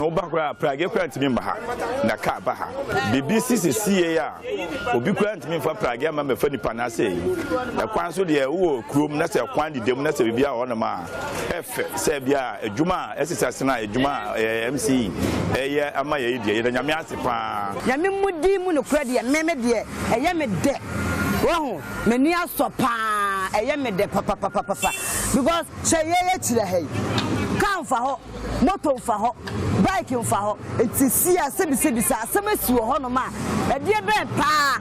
Can't even do any panel. Old Tafo Municipal Assembly says the structures are being removed from a designated community right of way. The municipal chief executive Abubakar Sadiq says the exercise is also aimed at improving mobility and reducing traffic on the Tafo Mampong Road. So we saw that most of the buildings have encroached the community right of way. So there was a need for us to make sure we demolish so that we open up the area for future construction of road. The boundaries were marked about a month before the exercise, with residents helping the assembly identify them. The MC says the road will also improve access during emergencies. The essence of today's exercise is one, it comes as a relief to the residents because whenever there's a disaster or an emergency, they find it difficult accessing the road. I recall there was a time that a woman who was going for a labor, because there was no access, the woman lost her life. The proposed road will stretch for about 800 meters. For now, the structures are coming down from residents. The expectation is that the demolition will give way to better access, easier movement, and more economic activity. A report by Mohamed Nuruddin. In an era where Ghanaian cyberspace is increasingly defined by vicious trolling and disrespect, the Benue East region is playing host to an unlikely solution. The 17th National Festival of Creative Arts and Culture, which is being held at Mount Carmel Girls SHS in Techiman, is leveraging traditional dance, drama and art to tackle a very modern crisis, using heritage to rebuild the respectful values that social media algorithms have systematically eroded. Anna Savit reports. After a long hiatus that stretched back to 2019, the heartbeat of Ghanaian culture is finally echoing through the grounds of the Mount Carmel Girls Senior High School's park. The 17th National Festival of Creative Arts and Culture for Basic Schools has officially commenced in Techiman, bringing a vibrant tapestry of tradition back to the forefront of education. Running from now until Thursday, the 14th of August 2026, this 3-day event marks a significant return to the calendar. For Director of the Cultural Education Unit at the GES headquarters, Evans Kofimati, the timing of this comeback is critical. The essence of the Culture Festival is that we are growing. Whether we like it or not, nature will make us leave the scene and the new ones will come. Now that our children are coming up, they also have to learn things that we are born as our culture. So doing all these activities is a way of at least bringing our people back to their minds that we don't have to forget our roots. When we go, when we are no more tomorrow, the children that are coming up, they will take the cultural practices up so that our culture will at no point extinguish in the country. Evans believed that the oversubscription to foreign culture and the abuse of social media have fueled insult and intolerance. To sanitize the system, he says there is the need to revisit who we are as a people. Now, you listen to social media, that's the TV stations, radio stations, you see them wailing words of insults on one another, which is very bad practice that we don't want to continue. If you listen to the poetry recitation that our children are giving out, some of them stated out this thing clearly, which is taking over our cultural values, that you don't insult. Insult is not the way to go. Watching the young performers with visible nostalgia was the chairman of the occasion, the chief of Hanso Nana Apentin Fosujiabo. The energy of the children took him back to his own youth, reinforcing his belief that this competition is essential for cultural preservation. I've been a teacher before, and also I've been a cultural coordinator. And I do remember, as they were performing, what I saw during my time. When I see these children performing this type of act and telling us our history, what we should do, and we shouldn't forget, as Nananum, as elders, that makes me happy. Representing the regional minister, the Member of Parliament for Kintampo North and Dean of MMDCs in the region, Isaac Donko, expressed his pride in hosting the national event in the Bono East region. I want to really say that we are happy to host this program, and the people who have gathered here are all going to receive a very good hospitality, as it is our hallmark within this Bono East region, as everybody really knows. As the drums continue to beat and the colors swell, the message from Techiman is clear. The youth are not just the leaders of tomorrow, they are the guardians of Ghana's soul, learning the steps of their ancestors to build a more tolerant and unified future. With 2 more days of competition ahead, the stakes are high, but the victory has already been won in the spirit of unity. Reporting for Joy News, Anas Sabit, Techiman. The pause returns after this break.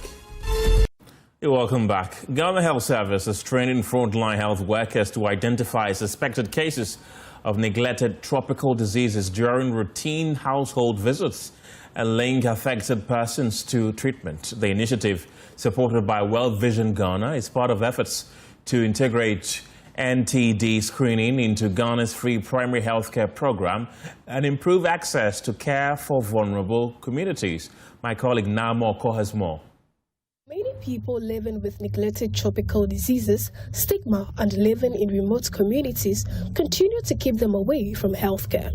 Programs Manager at the Ghana Health Service, Dr. Joseph Labi, says frontline health workers will now be equipped to identify signs and symptoms of the diseases during household visits and refer suspected cases to health facilities. These conditions are found in remote areas, in rural communities, so they hardly come out.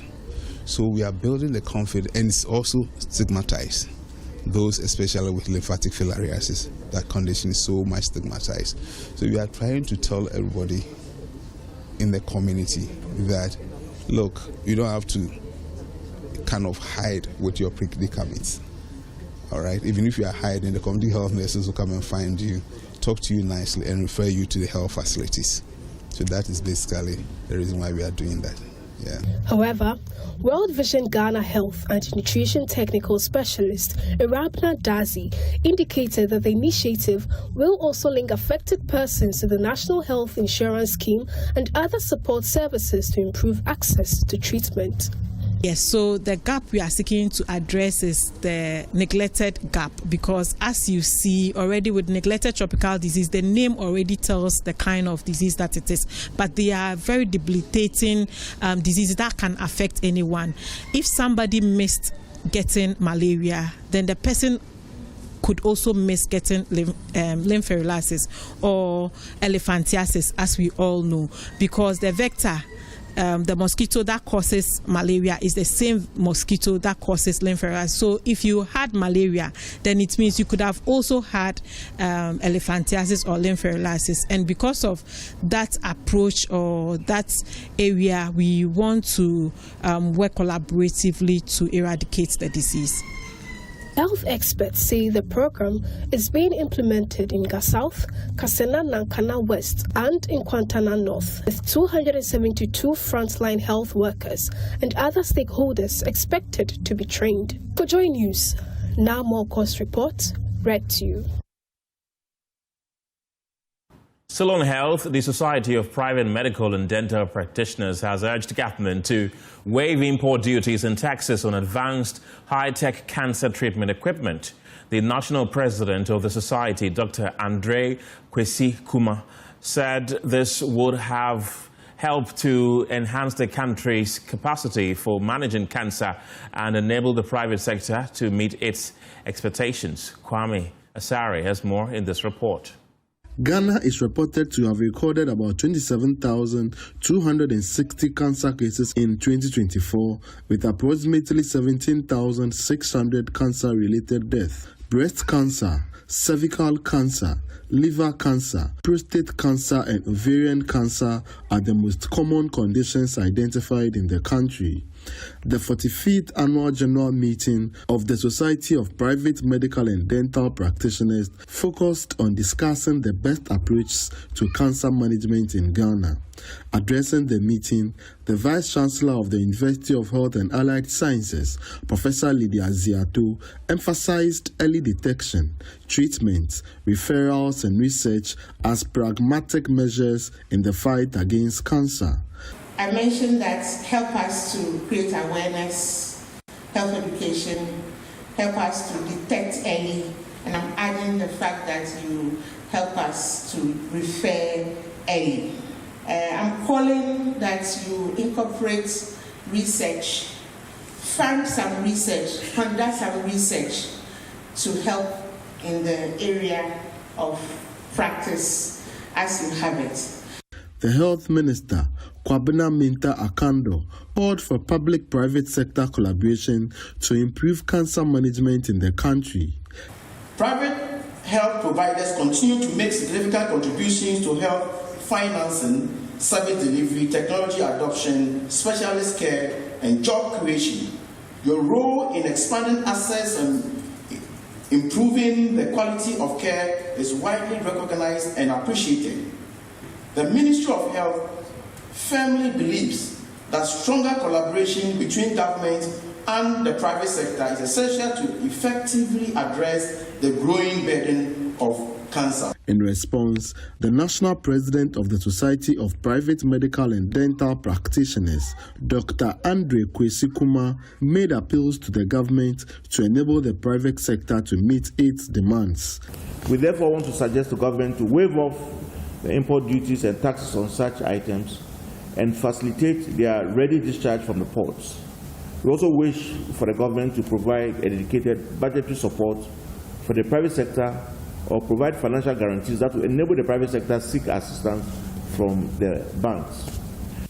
In relation to this also, we also call on the government to facilitate the formation of an umbrella body of private sector groups under the Ministry of Health so that we can effectively coordinate such activities with the major stakeholder, which is the Ministry of Health.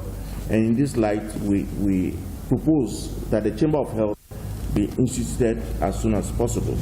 The 45th Annual General Meeting of the Society of Private Medical and Dental Practitioners was themed "The New Dynamics of Cancer and Its Management in the Attainment of the SDGs."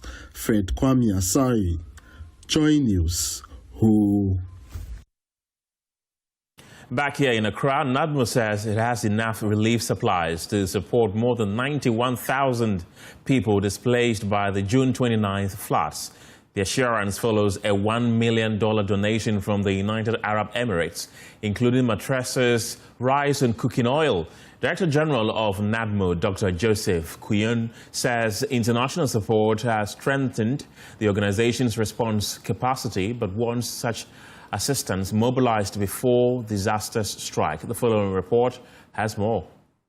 Weeks after the June 29 floods displaced thousands of households, government is turning to international partners to strengthen relief efforts for affected communities. The United Arab Emirates has donated relief items worth $1 million, including mattresses, rice and cooking oil. The items were facilitated by Minister of State for Climate Change and Sustainability, Seydou Issoufu. Receiving the items, NADMO Director General Dr. Joseph Kuyon said supplies are enough to support the more than 91,000 people displaced by the floods.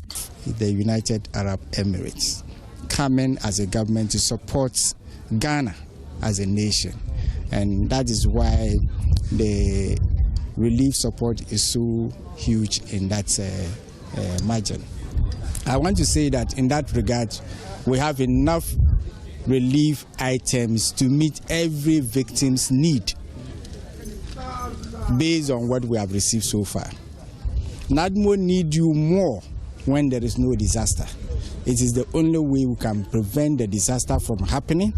It is the only way you can minimize the occurrence and then the magnitude should it occur. After reaching out to 67 embassies for international assistance, Seydou Yusufu says Ghana is also expecting technical support from Japan to strengthen disaster preparedness and response. Last week on Thursday, I had a meeting with the Japanese embassy. Okay, they are looking at technical support. They are looking at support from, giving equipment. So what we are doing is not only distributing rice and sugar and things. We are expecting that we will have that support, that people will invest in equipment, so that we can present that to NADMO to assist them in, the work that they are mandated to do. The UAE says the relief items were deliberately purchased locally to support Ghanaian businesses and contribute to the local economy. To increase the economy of the country itself. This is the reason why he already mentioned it, Excellency, that we're buying from the market to increase even the economy of itself. And we wish you all the best. And this is all which has been provided for all has been imported from the market. Government says it is engaging up to 100 embassies to mobilize additional international support for communities affected by the floods. For Joy News, Mavis Kabuko's report read to you.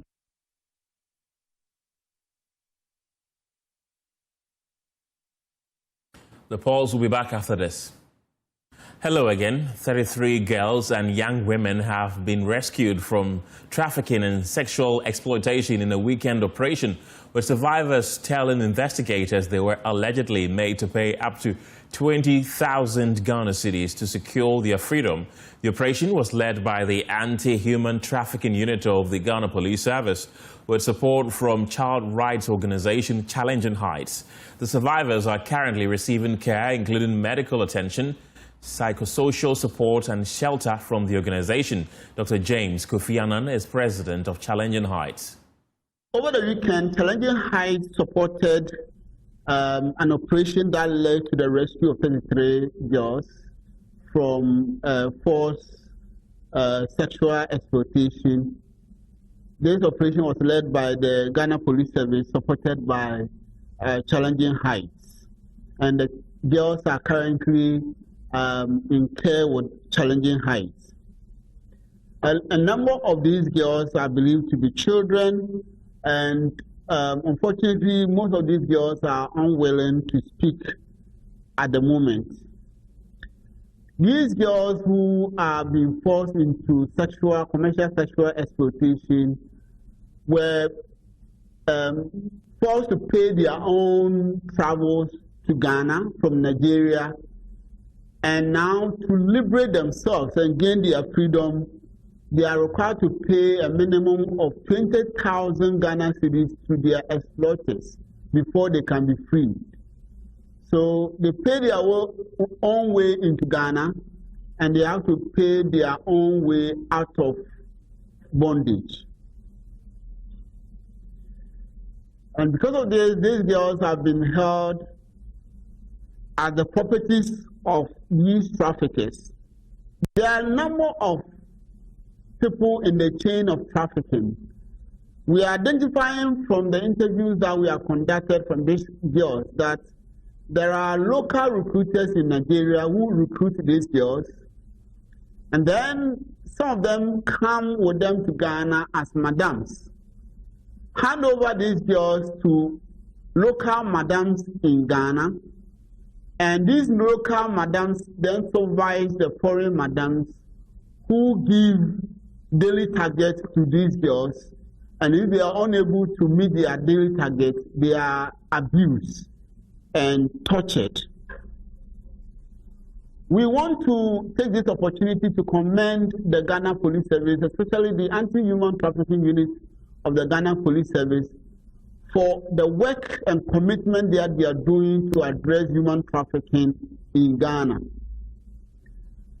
A couple of years ago, the Anti-Human Trafficking Unit of the Ghana Police Service conducted 273 investigations resulting in 65 prosecutions and 25 convictions.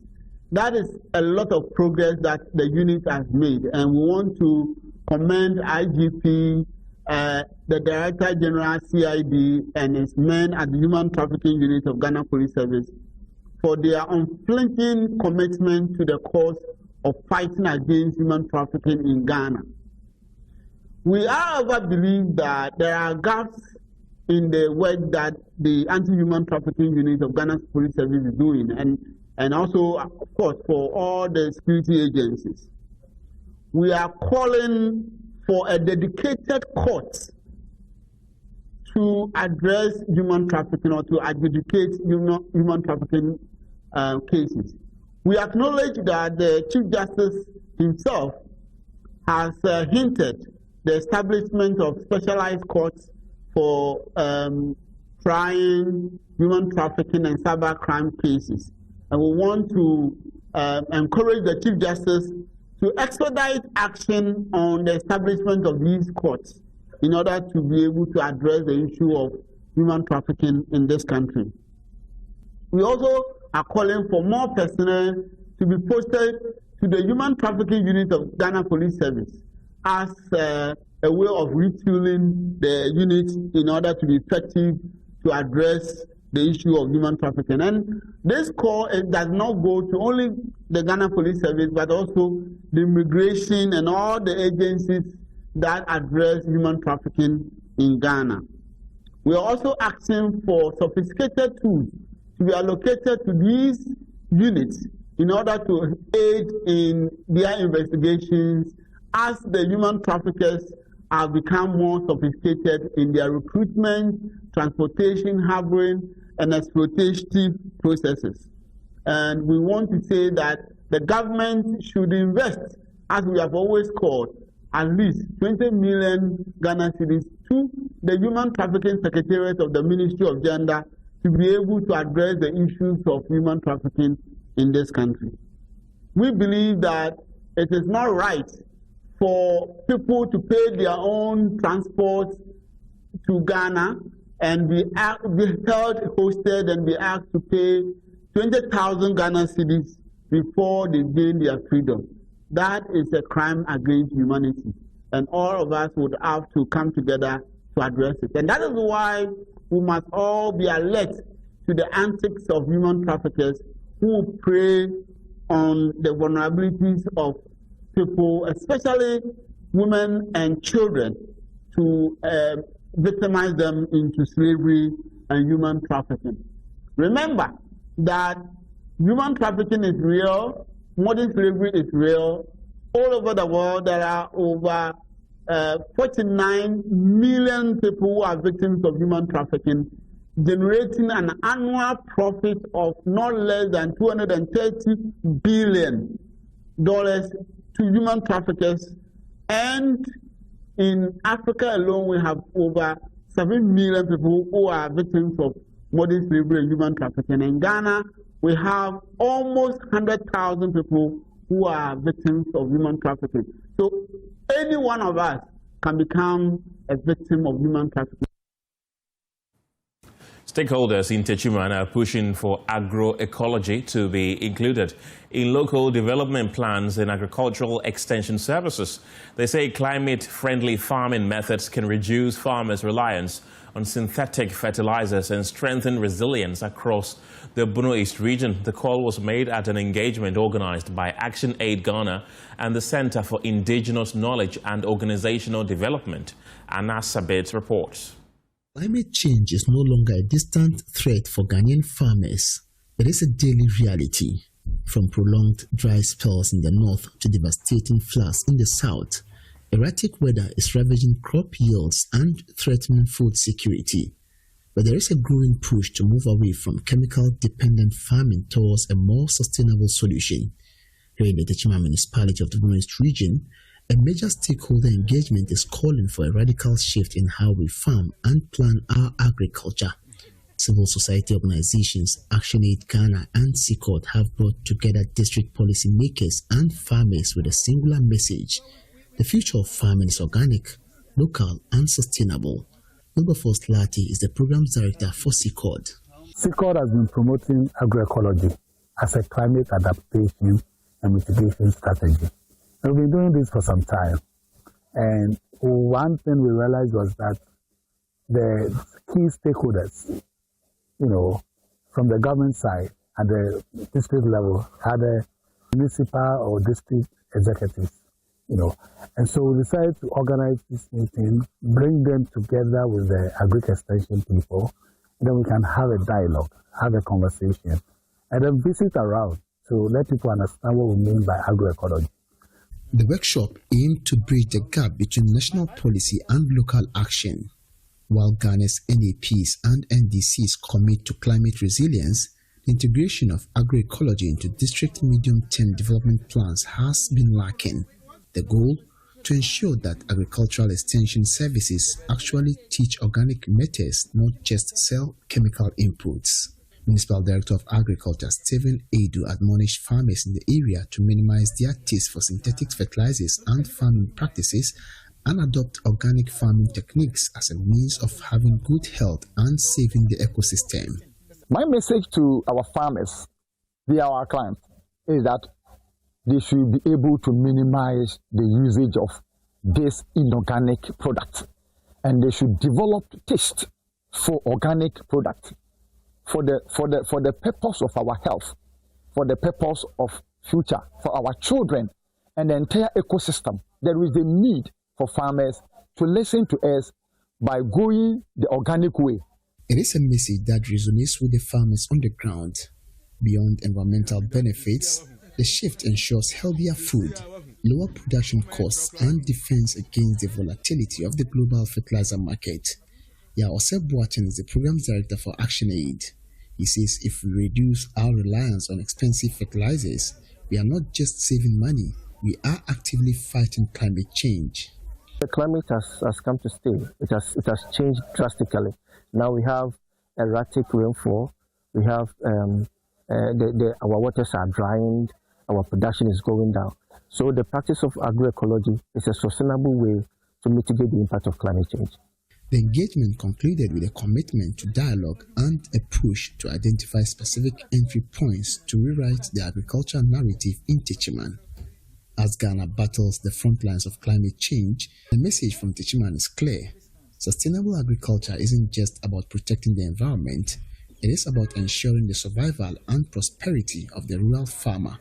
It is now up to the district assemblies to take this blueprint and turn it into reality. Anna Savit, Choi News, Farmer Techiman.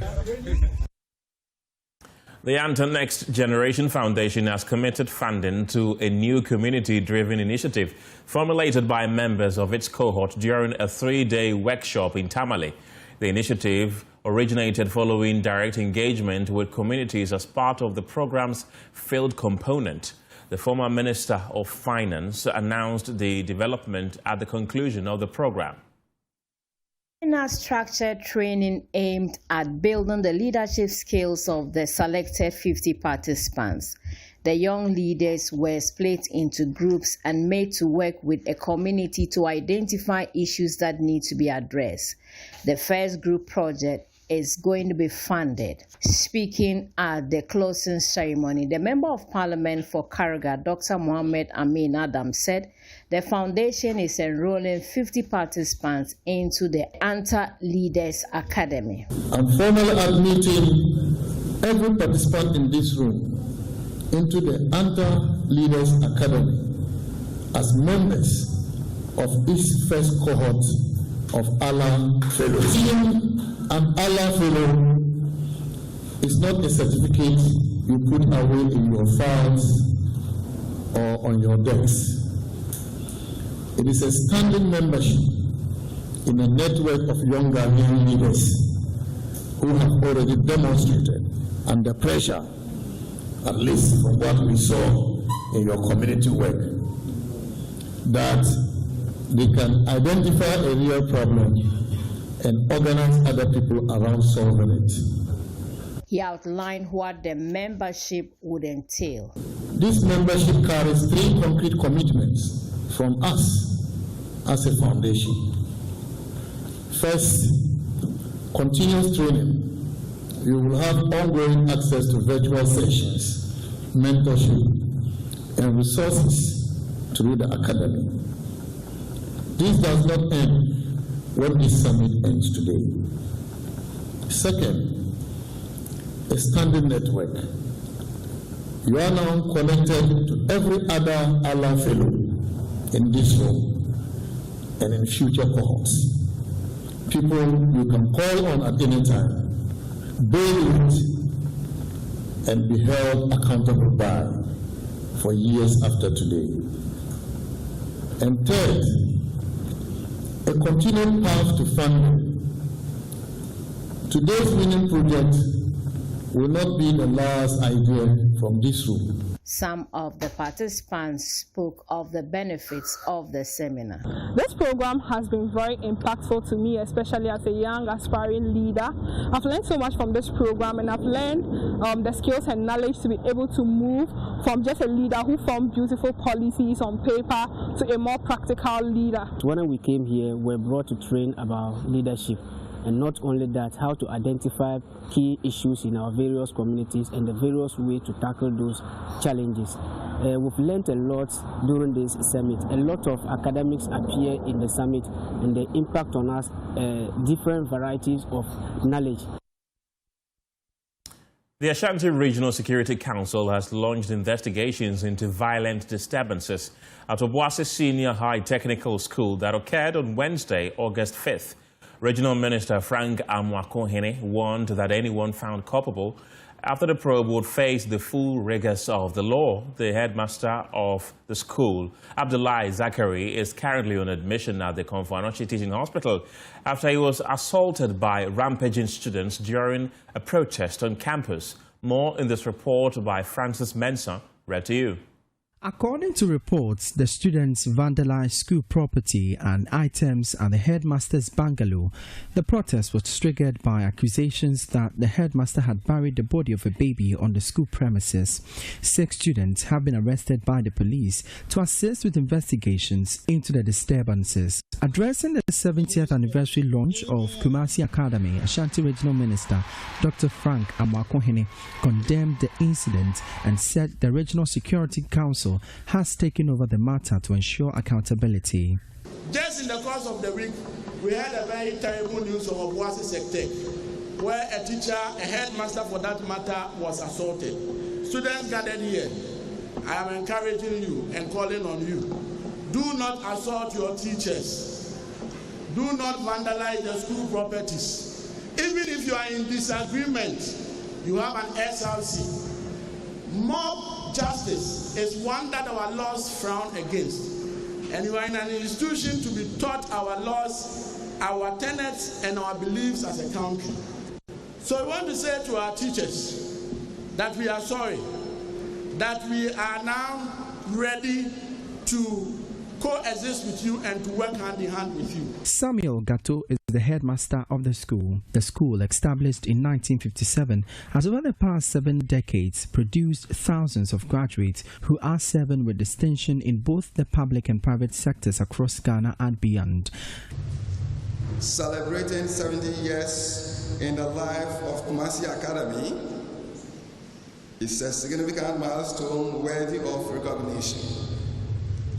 The current state of the school is a testament to the sacrifice made by the forebears. Speaking at the event, Chief of Nkwantakese, Nana Boachi Yam Abibu, who is also an old student of the school, charged the current student to live up to that legacy. Encourage everybody to abide by the rules and regulations in the school.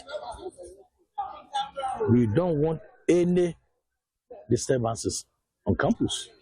Damaging of properties shouldn't happen. The old students also pledged their support to the development of the school. It's us old students who will do it. Nobody from anywhere will come and do it for us. It's our collective efforts and our collective contributions that will make whatever I want to come to fruition. Francis Mensah's report, read to you. President John Mahama has directed that deplorable roads leading to major tourist destinations across the country be fixed. Tourism, Culture and Creative Arts Minister Jifa Gomashi disclosed this at the Government Accountability Series. She said she has already engaged the Roads and Highways Minister, Gavin Sagbuja, and submitted an initial list of roads leading to tourist sites that require urgent attention. The minister is hopeful work will begin in the coming days and months. Taking a turn at the Government Accountability Series, the Sector Minister Jifa Gomashi said Ghana raked in $4.34 billion from 1.3 million tourist arrivals in 2025. International tourist arrivals reached 1,303,962 people in 2025.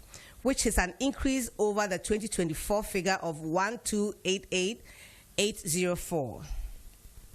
Domestic tourism grew from 1.68 million visits in 2024 to 1.7 million visits in 2025, representing 7% growth. The total revenue generated from the arrivals in 2025 is 4.34 billion, I beg your pardon. I have sat with the Minister for Roads and given him the first list of roads leading to our tourist sites that we expect to see some improvement. And in the coming weeks, months, I'm sure that they will start work on it. So we've met on the roads. It was a directive from the President, so we don't have a choice. We're going to carry it out. She also disclosed that discussions are underway with relevant financial institutions and prospective investors to revitalize funding channels for the Marine Drive project. Discussions with relevant financial institutions and prospective partners are underway to revitalize funding channels, including public-private partnerships and co-financing options. The project will adopt a phased approach, prioritizing early wins such as public promenades, cultural spaces, and mixed-use precincts to build confidence and demonstrate tangible impact. Madam Gomashi also said the legislative instrument required to give legal backing to the Creative Arts Fund and make it operational is expected to be presented to Parliament. She also responded to concerns from some members of the comedy industry that the sector has been neglected. But I believe that all the domains need attention and they deserve attention. What I can assure the comic community is that they know that I participate in their activities. I attend their shows. In solidarity and also because everybody needs a moment so that they can laugh, right? So I can assure them that as we go along, all the domains will receive whatever support that they can through the Creative Arts Agency. I'll urge that they engage with the CEO of the Creative Arts Agency and see what specific intervention they will expect us to give them. It is not a promise that I can do all things, but at least we will we will hear them and see how we address the issues going forward. Well, that's it for the Pulse this evening. Thank you very much for being a part of the show. For more news, you can log on to myjoyonline.com. My name is Kenneth Jesse. The news team returns at 7 p.m. with News Prime. Have a good evening.